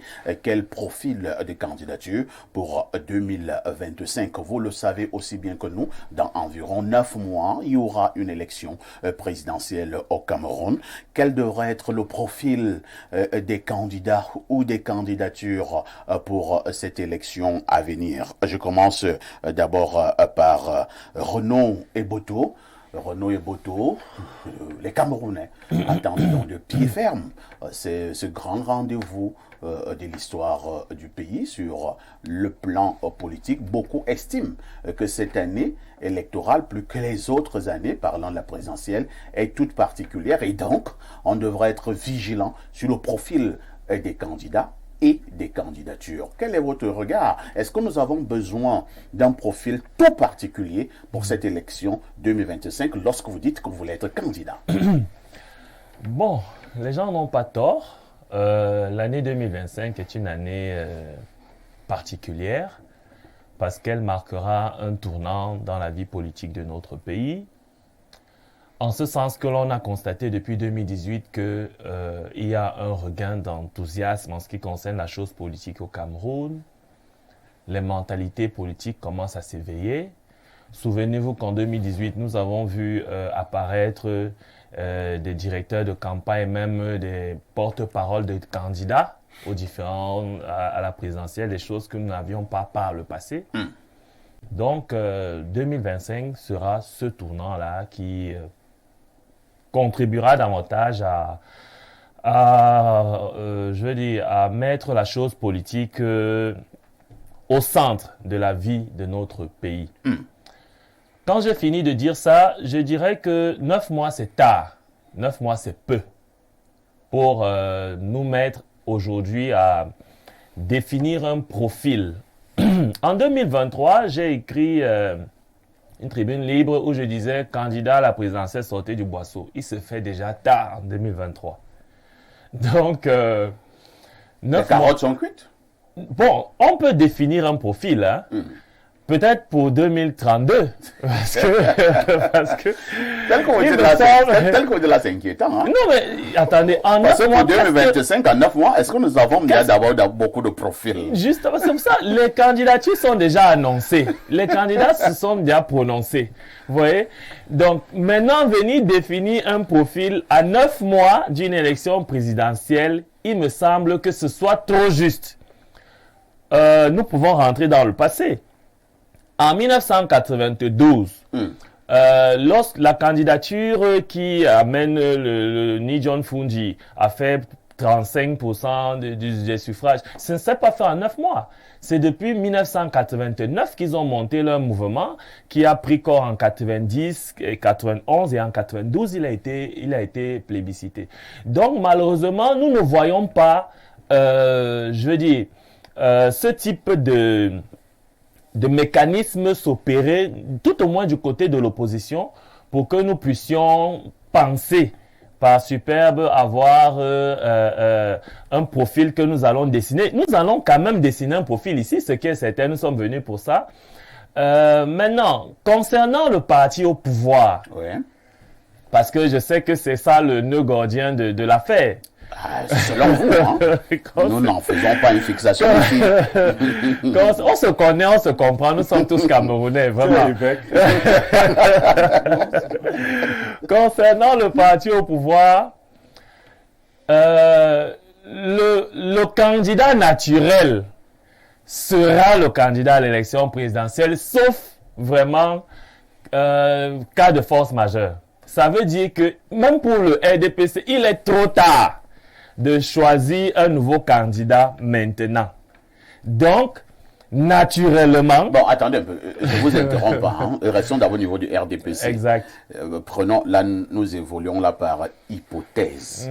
Nous prenons l'hypothèse où le président Paul Biya, dans l'ombre, préparait déjà depuis quelques années un dauphin, même s'il disait lui-même, sur une chaîne étrangère, que le thème dauphinat sonnait mal en démocratie, mais nous le disons quand même, qu'il préparait déjà quelqu'un il peut donc arriver que, selon la stratégie politique, à 9 mois, il peut me se dire que c'est encore trop tôt de dévoiler le nom de la personne. Peut-être à 3 mois, il sort ce joker. C'est une hypothèse. Oui, mais vraiment, en pensant politique, et en regardant, en observant le landerneau politique camerounais, ce n'est pas faisable. Parce qu'il faut du temps pour que la mayonnaise puisse prendre. On a évoqué, vraiment on crève là, voilà, on n'a pas de tabou ici. On a évoqué hypothétiquement la candidature de Franck-Emmanuel Biya. Oui. Au moment où on l'évoquait, il avait suffisamment de temps pour mûrir le projet, cette candidature-là, etc. Mais aujourd'hui, il s'avère que c'est déjà un peu tard. Très bien. 9 mois, c'est très court. Donc, ce qui serait plausible serait que M. Paul Biya aille lui-même à son élection présidentielle représenter le RDPC. Et il serait à ce moment-là la meilleure chance du RDPC. Dans l'opposition, nous aurons les mêmes, c'est-à-dire M. Maurice Kamto. Si jamais sa candidature est validée avec le MRC, il peut bien évidemment... Comment sa candidature peut être validée avec le MRC au regard des exigences constitutionnelles et même du code électoral? On évoque la jurisprudence Polaya Abiné. Si jamais ça passe, au cas contraire, il pourrait être investi par un autre parti qui aurait des élus. On irait avec Cabral Libi si jamais de son côté également ses problèmes avec son propre parti sont résolus et même encore, il a encore la possibilité de se faire investir par un autre parti. On irait avec Univers qui a investi, il me semble, Monsieur Maître Akeremouna. On irait avec les mêmes. Avec le PURS de Serge Espoir Matomba, qui on a découvert des qualités de chanteur récemment à une cérémonie. On irait avec pratiquement les mêmes. C'est-à-dire que les candidatures sont déjà déclarées, malheureusement, à 9 mois. Mais on peut, par superbe, parce que rien n'est dans l'absolu figé. Par superbe, même au sein de l'appareil RDPC, il se peut que à la dernière minute, on nous demande que le président décide de ne pas y aller. C'est possible parce que vous avez suivi récemment le secrétaire général adjoint du RDPC qui a dit que la porte n'est pas encore, le candidat RDPC n'est pas encore finalement déclaré. Donc, vous aurez voulu que Grégoire Runavou dise autre chose? Non, lui mais... qui est un grand politicien, il n'a fait que ça dans sa vie. Exactement. Moi, je me méfie des paroles des hommes politiques. Oui, mais c'est surtout quand vous appelez Grégoire Runavou. Ce qu'il dit même n'est pas faux. Le candidat Biya n'a pas encore officiellement déclaré sa candidature. Donc, si par superbe, il n'y allait pas, là, nous allons donc, sur ce plateau, essayer de définir un profil du candidat par excellence qui pourrait donc mener à bien les destinées de notre pays, même si ce n'est pas à l'élection de 2025, que ce soit même à celle de 2032. Merci Renaud Eboto pour votre regard. Eric Achilko, environ 9 mois et les Camerounais iront aux urnes pour élire le président de la République. Ce matin, nous voulons parler des profils du meilleur candidat. Qu'est-ce que j'entends par profil ici? Sur le plan moral, est-ce qu'on devra avoir un profil? Sur le plan comportemental, est-ce qu'on devra avoir un profil? Sur le plan social, est-ce qu'on devra avoir un profil? Sur le plan académique, est-ce qu'on devra avoir un profil? Sur le plan, comment je peux appeler ça? Sur le plan véritablement du cursus social. C'est tout cela. Ou alors, on valide tout le monde. Ou alors, nous sommes exigeants sur un certain nombre de paramètres lorsque vous dites que vous voulez être candidat. Oui, avant peut-être de répondre à votre question, je voudrais dire que c'est d'abord une élection historique. Pourquoi? Parce que pratiquement depuis les indépendances, il n'y a pas eu de réelle élection qui permette une véritable transition. C'est-à-dire que là, c'est clair qu'on est à la fin d'un régime et il y aura un positionnement parce que tous ceux qui ont été élus n'avaient pas été en réalité l'aspiration ou le choix du peuple. On a eu l'impression que le tout premier président avait été imposé par par colon. par le colon. Maintenant, il y a eu par mécanisme constitutionnel un positionnement de l'actuel président. Donc, du coup, le peuple camerounais, dans sa psychologie politique, n'a pas eu la culture politique de pouvoir voter, choisir, se battre même pour une quelconque transition, comme c'est le cas dans d'autres pays comme le Sénégal, où vous voyez les gens avec une forte culture politique. Maintenant, l'élection de cette année-ci rentre justement dans cette dynamique-là, avec une forte implication des Camerounais, parce que en réalité, les gens se disent c'est le moment de se positionner ou jamais. Et du coup, à partir de 2025, aucune autre élection ne sera plus comme avant. C'est-à-dire, il y aura un nouveau souffle. Du coup, au sein de l'appareil lui-même, qui comprend les enjeux, il faut donc pouvoir positionner quelqu'un qui va se positionner lui-même dans la logique historique, parce qu'il y a une histoire. La construction du Cameroun s'est faite dans une certaine vision. Elle a des bases. Et il faut trouver quelqu'un qui va continuer, s'il y a des patates chaudes, les transmettre aux générations à venir, aux dirigeants à venir.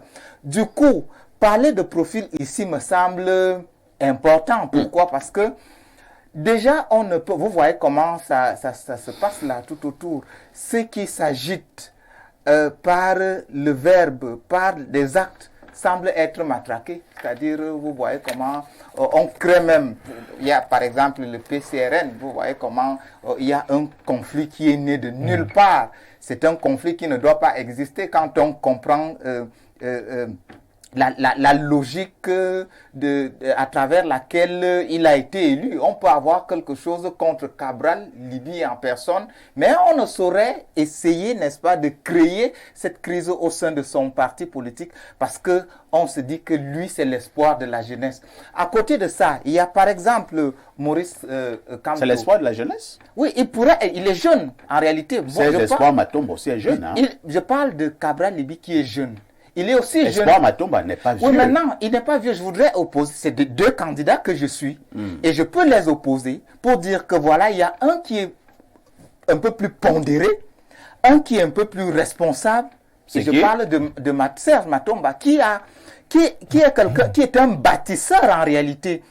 Et il prospère dans des affaires. Il est quelqu'un qui a une expérience, que ce soit au Cameroun ou à l'étranger, et c'est quelqu'un qui, pour moi, pourrait, pourquoi ne pas concilier entre, j'allais dire, cette classe qui est suffisamment chaude et la classe politique qui est un peu plus froide et calme. Donc, il est le juste milieu et il pourrait être le bon candidat.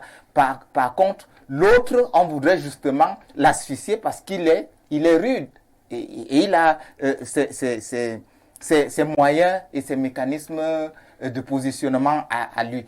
Maintenant, si vous prenez, je parlais justement de Maurice Kamto. Bon, Maurice Kamto, c'est quelqu'un qui a aussi de l'expérience. Il a acquis cette expérience au sein même du RDPC. Et ce qui est aussi gênant avec les Camerounais, c'est qu'à un moment donné, ils pensent souvent que avoir été membre, par exemple, du parti gouvernant, fait en sorte que vous soyez un opposant un peu crédible. Bon, disons quand même que pour le RDPC, M. Kamto a toujours dit qu'il n'a jamais été membre du RDPC. Hein. Même s'il ne l'a pas dit, il a quand même travaillé avec le gouvernement. Il a été dans le gouvernement. Et en tant que tel, il a cohabité avec eux. Et ce n'est pas d'ailleurs pour cette raison qu'on peut les discréditer pour dire qu'il ne peut pas être un bon opposant. Aujourd'hui, vous pouvez être avec le régime, vous ne vous entendez pas. Il y a cassure et vous devenez meilleur que lorsque vous étiez. Et c'est comme ça que ça se passe ailleurs. Il faut quand même une certaine traçabilité, un certain parcours politique. Maintenant, de l'autre côté, vous pouvez avoir Akere Mouna. On va chuter par là. Akere Mouna, c'est quand même aussi quelqu'un qui est un expert des droits de l'homme. Il a une nette vision, son combat. On a peur de dire que ce sont des éternels candidats. Oui, parce qu'à un moment donné, ce ne sont plus, on ne peut pas appeler ça des candidatures juste pour la rigolade. Non, on ne saurait le dire. Puisque tu es candidat depuis Mathusalem. Non, Parlant par exemple d'Akere Mouna, il n'est pas candidat depuis. Il y a peut-être Bernard Mouna qui sont... Akere Mouna était candidat en 2018? Non. Oui, il a désisté à la dernière minute. Non, quand lui-même il désistait à quelques heures de l'élection, on avait déjà sorti les bulletins de vote. Lui-même il était sérieux. Il n'était pas... Ces bulletins de vote étaient dans tous les bureaux de vote du Cameroun. En réalité, il faisait par là son entrée en politique. C'est pour dire que les Camerounais sont prêts. Qu'on nous trompe pas en disant qu'il y a un Camerounais un seul Camerounais capable de diriger le Cameroun. Non, il y a des compétences au Cameroun. Très bien. Il y a des bons profils et il suffit, n'est-ce pas, de leur donner la chance dans un État démocratique, dans une élection claire et transparente, de pouvoir, n'est-ce pas, montrer de quoi ils sont capables, j'allais dire. Eric Achinko pense donc au Cameroun, il y a des bons profils, il suffit simplement de leur donner leur chance et ils montreront de quoi ils sont capables. Pierre Blériot-Niamek, quel devrait être le profil du meilleur candidat en 2025? Le candidat camerounais ressemblera au peuple camerounais, c'est-à-dire un type amorphe qui a sommeil, qui est fatigué et tout le reste. C'est à ça que va ressembler. Vous êtes sérieux? Moi, je suis très sérieux. Quand le peuple va se réveiller, il aura des candidats éveillés. Pour le moment, on a une classe politique de convenance. Que ce soit le parti au pouvoir ou l'opposition. On n'a plus ces gens-là qui avaient cette superbe-là. Vous savez, moi, je côtoie les hommes politiques. Qui avaient de la poigne. Je côtoie les hommes politiques pour voir s'ils sont sincères. Mais c'est des comédiens quand même. Vous êtes dur là. Oui, c'est des comédiens. C'est-à-dire que je ne veux pas décrire chacun d'entre eux. Même si la nécessité quand même, dans ma logique personnelle, est de changer ce système actuel qui est sclérosé. Le président Biya a servi le Cameroun voici 43 ans. Il est arrivé en novembre 82. Pour ma part, c'est bon. C'est même trop. Pour ma part, le RDPC aurait pu se produire, nous proposer une autre figure. Et je suis contre cette idée d'un homme supra-humain. Non, quand Biya était même à l'école, il n'était pas le plus intelligent de son groupe scolaire. Il était un élève brillant et autre, mais il était... Donc, on ne peut pas dire que subitement, en dehors de Biya, il n'y a plus aucun individu. Non, ce n'est pas vrai. Mais, comme il a conçu son parti pour être comme les autres, sa chose, tant que ce sera sa chose, ça se passera comme ça. Mais il faut bien, je crois qu'en interne, je ne peux pas être plus intelligent que tous les gars du RDPC, ce n'est pas vrai. En interne, il se pose quand même des questions. C'est-à-dire que nous avons un candidat qui peut nous lâcher à tout moment. Et nous n'avons pas montré à la face des Camerounais une autre figure. C'est ça, je parle d'abord là du RDPC. Si le président Biya vient à se désister maintenant, ou si la nature le désiste. Peut-être même ce sera une panique. Mais ce sera la panique. Parce que c'est ça le problème. Le RDPC n'a pas fait de congrès pour renouveler. Le bureau politique est totalement anesthésié, tellement il y a eu de morts et autres. Daïs était très vieux, c'était normal, ainsi de suite.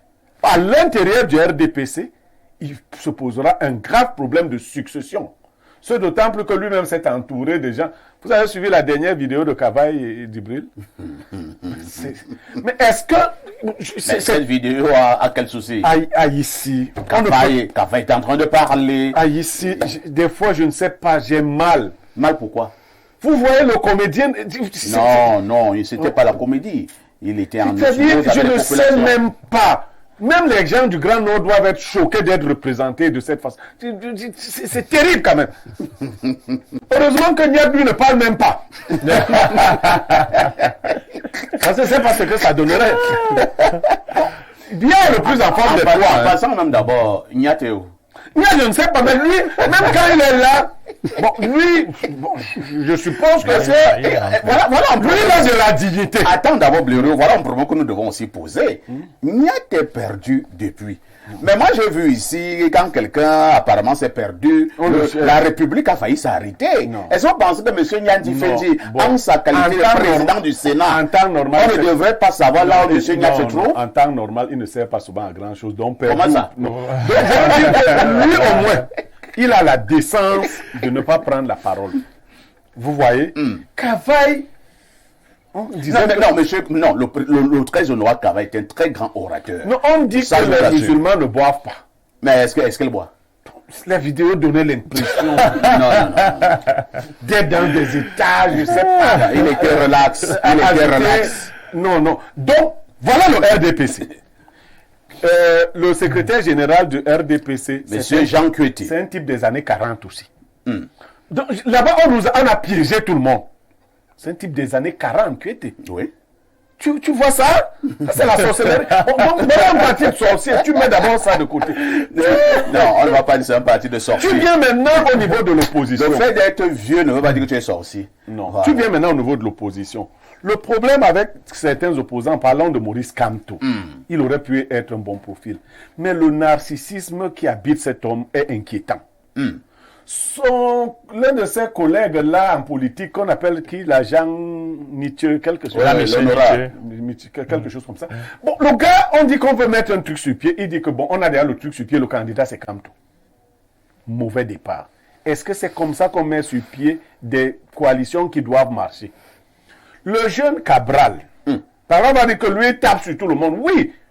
Est-ce que Cabral a montré pendant ce temps-ci qu'il restait accoudé, il restait accolé à la jeunesse qu'il a fait monter jusque-là? Il a commencé à dire que j'ai pris les choux, voilà, je me sens bien. Et tout. C'est pour ça. Moi, je vois des gens qui m'amusent.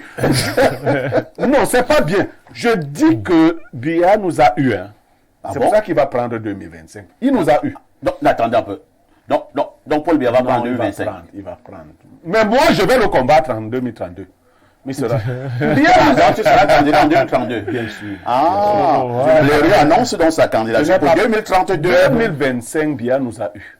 Biya a préparé tout ce scénario depuis longtemps. Il a anesthésié la classe politique camerounaise. C'est le mot. Matomba est intelligent et autre, mais Matomba lui on sait qu'il ne peut rien faire. Biya s'est fabriqué des opposants de convenance, des gens doux. Tu vois Cabral quand il marche avec les femmes ndongo, on est doux. Il ne bouscule pas les gens. C'est devenu... La politique ce n'est pas la bataille. La politique c'est la bataille. Non, je vous assure, dans les États comme les nôtres, attendez, dans les États comme les nôtres, tu dois avoir l'attitude de Sonko. Tu ne dois pas être un type là. Tu vois ce que Sonko disait à quelques mauvais militaires et policiers. Il disait, pour Macky Sall, c'est fini. Vous qui collaborez encore là, ça ne va plus durer.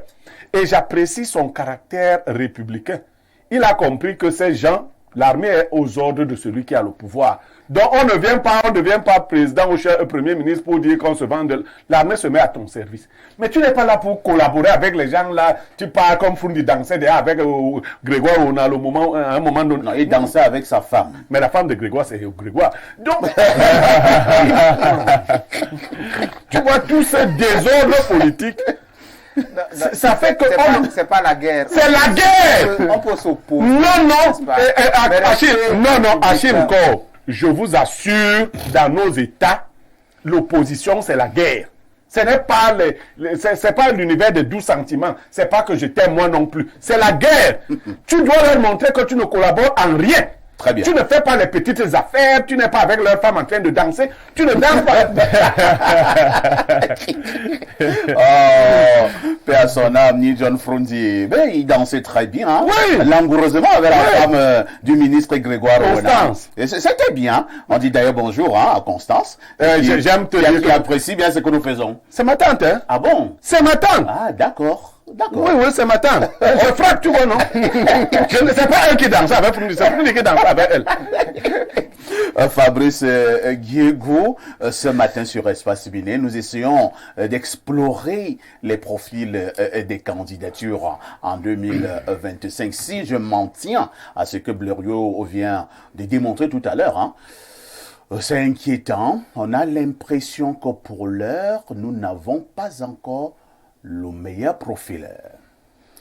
Oui, c'est vrai parfois ici que c'est très inquiétant.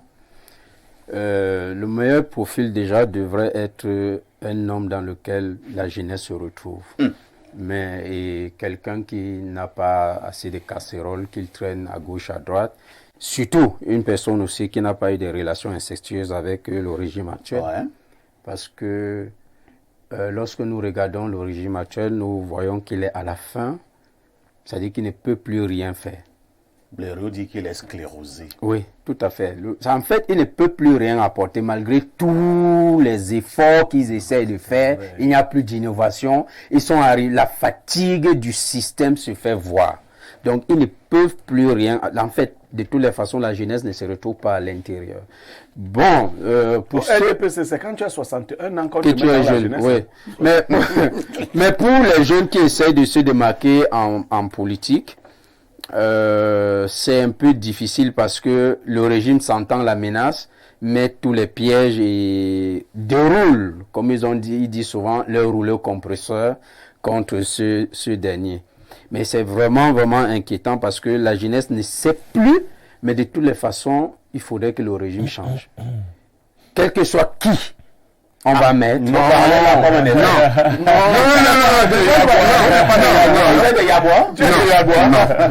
Je ne parle pas. Non, il faut savoir que c'est un Camerounais. Il connaît. Je me demande si tu es de Yagua. Non. Mais je veux dire, ce que je veux dire, c'est qu'il a exprimé son mal-être. Kavaï a dit qu'à Yagua, on ne voit pas le diable là-bas. Non, pas fait. Vraiment pour dire vrai. Quel que soit celui qui viendra après, le plus important est qu'on mette d'abord fin au système, au régime actuel et qu'on refonde profondément l'État. Très bien. C'est-à-dire qu'il y ait des véritables mesures structurelles. Je vous dis, dans 10 ans, les gens vont immigrer au Mali parce qu'il y a des véritables changements structurels. Vous voyez, par exemple, on nous parle des changements structurels. C'est un leurre ici. On parle d'élargir l'assiette fiscale en essayant de taxer les influenceurs. Comment vous faites pour tout taxer les influenceurs qui gagnent les dieux à partir des réseaux sociaux quand vous n'avez pas mis un mécanisme en place? Quand vous n'avez même pas Internet. Voilà. Monétisation. Tout un État. Vous n'avez pas suivi? Oui, si. Bon, il y a plusieurs choses. Il y a le régime, parfois, c'est ce que vous avez vu, un projet qu'on a commencé à arriver jusqu'au terme sans faire appel de fonds de nouveau. Il n'y en a pas. Très bien. Lisons rapidement quelques messages de téléspectateurs ce matin. Nous prenons donc d'abord celui-ci. Alors, que dit le téléspectateur? Bonjour le panel et bon début de semaine à tous. Là, je ne suis pas d'accord avec le point de vue de Blériot. Il ne passera pas. Bon, d'accord. Autre message, bonjour à vous sur le plateau. Concernant la dénonciation, non, nous ne parlons plus de la dénonciation. Nous voulons des messages où nous parlons politique. Bonjour parfait à ici et à tout ton panel. Je ne suis pas d'accord avec Blériot concernant Camto, mais il m'a fini de rire. Waouh, saccage tout. C'est son nouveau nom de baptême, n'est-ce pas? Il peut être un bon comédien. Non, c'est casse-tout. Casse-tout, pas saccage. Je ne saccage pas. Autre message. Blériot, il n'y a pas accès des chambres à étudier pour un président qui a 5 femmes. Donc, ta candidature pour 2032 ne sera pas validée. C'est abassonnel. Non, il n'y a pas ce critère de non-éligibilité. Alors, on prend cette préoccupation. Bonjour le panel. Les Camerounais attendent un Camerounais qui n'est plus du RDPC, car ce parti est conservateur.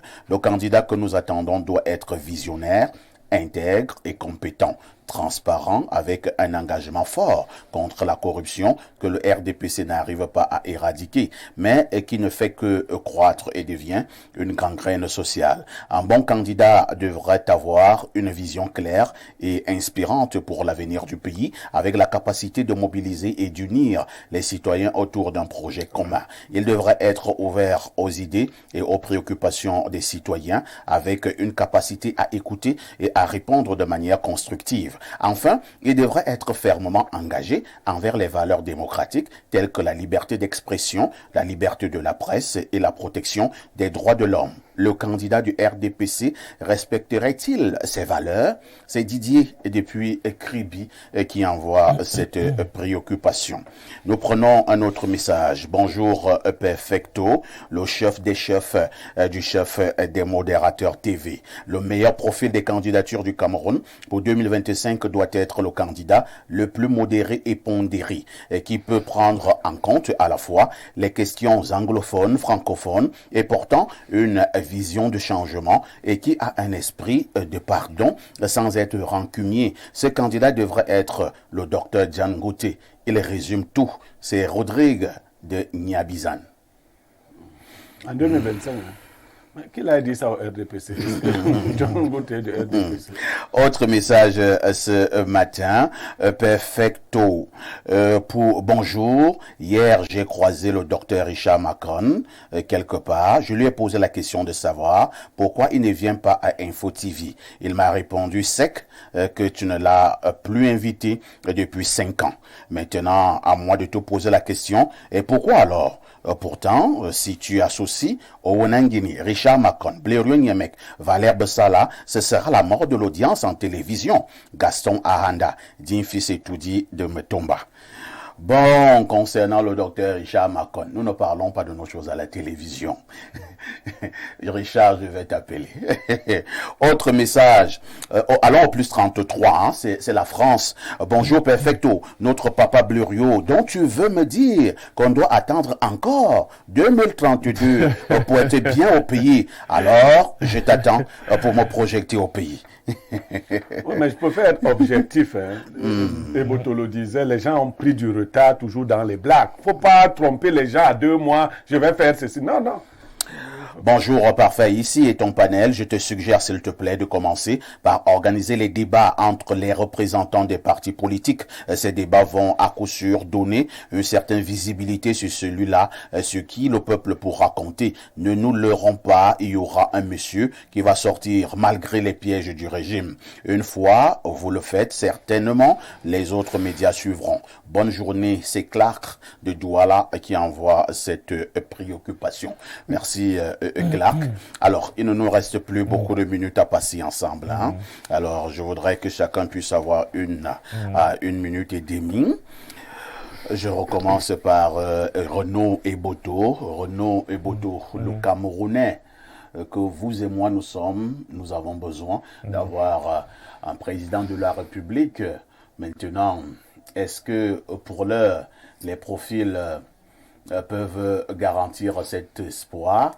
Première préoccupation. Deuxième préoccupation, est-ce que vous ne croyez plus, même si vous avez répondu à cette question, vous ne croyez plus à quelqu'un qui peut se lever à 9 mois, à 8 mois, à 7 mois, à 6 mois?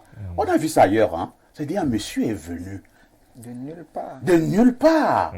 Un profil que personne ne voyait. La presse l'a soutenu et quelques costauds de la République, et le monsieur a pris le pouvoir. N'est-il pas possible que nous ayons ce genre de profil de dernière minute? Est-ce qu'il n'y a pas un meilleur profil que Biya, que Kamtou, que Cabral, que Matomba, que Akeri? Vous pensez que ce sont les meilleurs profils du Cameroun? Bon, là, vous me parlez de l'homme providentiel. Oui. C'est-à-dire qu'un homme providentiel arriverait là et puis il aurait l'assentiment populaire. Vous n'avez pas déjà vécu ça en 1982?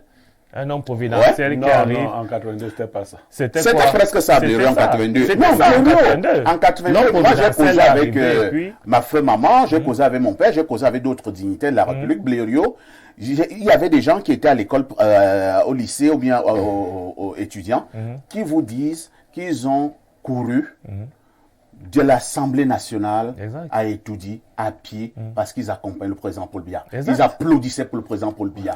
Il y a des gens qui ont pleuré de joie lorsqu'ils ont su que c'est le président Paul Biya qui devient président de la République. Bon, je vais vous dire que ce n'était pas exactement, parce que c'était dans la continuité. Si vous suivez la chanson de Nga Les Jojo, on en avait rigueur et moralisation. Les gens sortaient d'une dictature féroce. Et le visage seulement du président Biya donnait espoir. Tout beau, tout neuf. Mais là, nous parlons d'un homme providentiel qui viendrait vaincre un régime.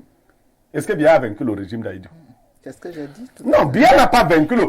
Aïdjo a posé Biya. Si Biya nous pose quelqu'un là, ce serait un homme providentiel. Oui, mais la problématique de l'homme providentiel se pose toujours. Pourquoi? Parce que le bon profil serait quelqu'un que l'on a observé sur la durée. L'homme providentiel, donc, on ne l'observe jamais sur la durée. L'homme que Parfait décrit là, qui pourrait surgir dans 6 mois. Ouais. Si je vole tes minutes, on va te donner les biens. Effectivement, la difficulté, c'est que cet homme-là, on ne le voit pas avant. On ne peut donc pas le décrire avant. Il surgit souvent comme de nulle part. Il commence à nous montrer des qualités que nous recherchions tous. On commence à se reconnaître. On ne savait pas qu'il y a par exemple un Camerounais qui peut relier la crise des deux côtés sans poser problème. C'est lui seul qui est un... En fait, c'est des qualités qui existent, mais qui sont souvent cachées. Si Dieu a pitié de nous, il peut nous envoyer ça. Bon, demandons à Dieu. Vous reprenez votre parole. Je disais donc que le meilleur profil, peut-être, pour les élections à venir serait... parce qu'on a des problèmes économiques actuellement. Donc, ce serait peut-être quelqu'un qui émanerait des milieux des affaires, des milieux de l'économie, même un avocat d'affaires, pourquoi pas. Donc, qui aura la maîtrise de certains dossiers. Lorsque les gens disent qu'il ne doit pas venir du système, moi, je ne pense pas que ce serait la bonne méthode. Parce qu'il faut quelqu'un qui maîtrise le système. Pour pouvoir apporter des changements considérables, il faut connaître le système dans lequel on vit. Parce qu'à la vérité, le Cameroun ne se porte pas si mal que les gens le pensent. C'est un peu comme, je veux dire, le Cameroun est un peu comme un jeu d'échecs où les pions sont bien positionnés, sont déjà positionnés, mais il faut juste donner la bonne direction et la bonne cohésion. Ça, il faut un bon coach.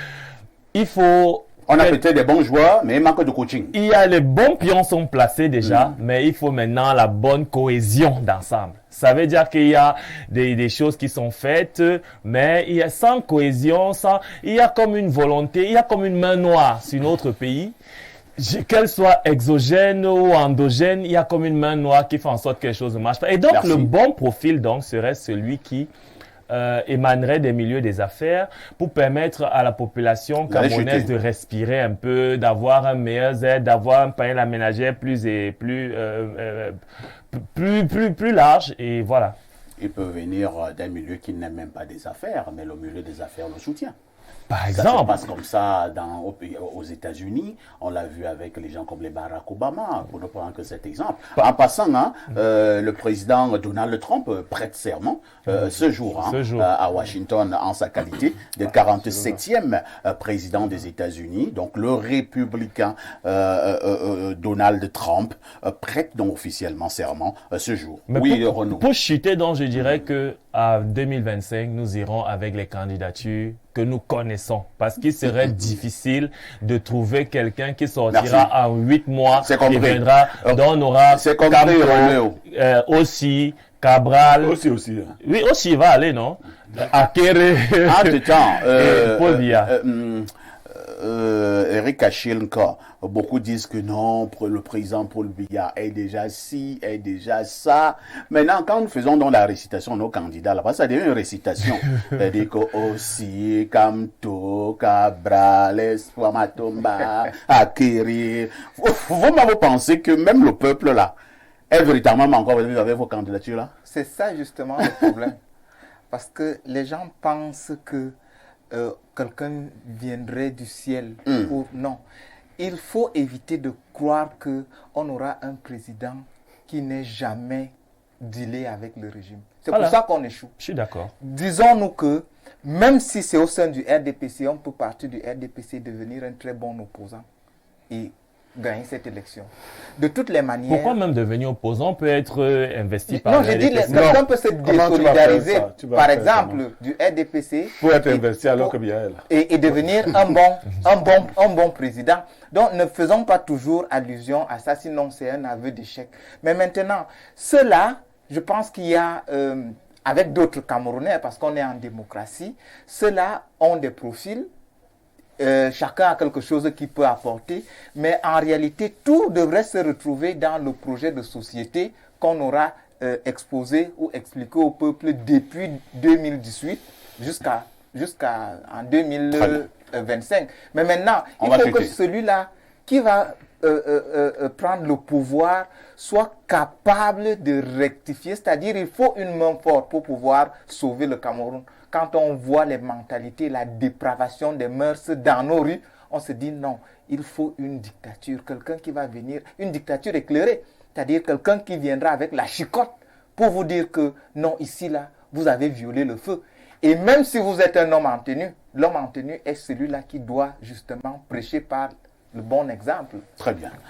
Fabrice Diego, vous qui êtes justement pasteur, est-ce que vous ne pensez pas qu'on doit vraiment nous retourner aussi un peu vers le ciel, hein, en disant au ciel vraiment, Seigneur Tout-Puissant, éclaire le Cameroun, donne-nous la personne providentielle. Est-ce que c'est un aspect à négliger aussi, nous remettre entre les mains du Seigneur? Je dirais, bon, je vais vous surprendre, ça n'a rien à y voir en politique. Les gens doivent aller voter le candidat qu'ils voudraient. Ce qui est sûr, c'est qu'en cette année 2025, ça serait une élection par dépit. Oui, parce que à défaut d'un candidat providentiel, quelqu'un à qui on voit la solution de tous les problèmes du Cameroun, on va voter ceux qui sont là, puisque c'est les mêmes noms, les mêmes gens qui reviennent. Le même disque. Le même disque dont on est habitué à écouter. Mais pourquoi les candidats là, eux-mêmes aussi, ne laissent pas d'autres personnes dans leur formation politique? Voilà, justement. C'est-à-dire pourquoi Cabral ne se dirait pas que, bon, moi j'ai été candidat dernièrement, ça n'a pas marché, peut-être parce que j'ai été défaillant. Je préfère soutenir un autre jeune. Sauf si on me fait comprendre qu'il n'y a pas d'autres jeunes au Cameroun. Donc, Cabral peut donc dire que je soutiens un autre jeune. Ça peut être la même approche de Camto. Camto peut se dire que bon, j'ai déjà 71 ans, j'ai été candidat en 2018, ça n'a pas marché. Je peux soutenir une meilleure candidature. Est-ce que ce que nous reprochons au président Paul Biya, est-ce que vos éternels candidats, même de l'opposition, là, ne font pas exactement la même chose? Ce serait l'idéal de se rendre compte qu'on ne peut pas aller loin et soutenir celui qui a les atouts qui peuvent lui permettre d'aller. Ce serait l'idéal, mais ça ne peut pas. Ça a toujours été même d'ailleurs le problème de l'opposition au Cameroun. Ils ne savent pas s'unifier autour d'un autre candidat pour le plébisciter et l'amener plus loin, parce que les égos individuels, chacun se dit que si c'est lui, il régnera mieux que l'autre. Pourtant, en fait, en chacun et à chaque personne est intelligent. Donc, voilà. C'est terminé pour Espace Miné politique. Comme vous le savez, tous les lundis, sur Espace Miné, nous parlons de politique. Tous les mardis, nous parlons de l'entrepreneuriat. Tous les mercredis, nous parlons de la diaspora. Tous les jeudis, nous parlons de spiritualité. Tous les vendredis, nous parlons de société. Merci à Fabrice, merci à Eric Achille, merci à Pierre Blériot, infiniment merci à Renaud. La rediffusion de ce programme, comme d'habitude, c'est tous les soirs à partir de 22h30. Une question avec tout ceci. Que faites-vous encore ailleurs?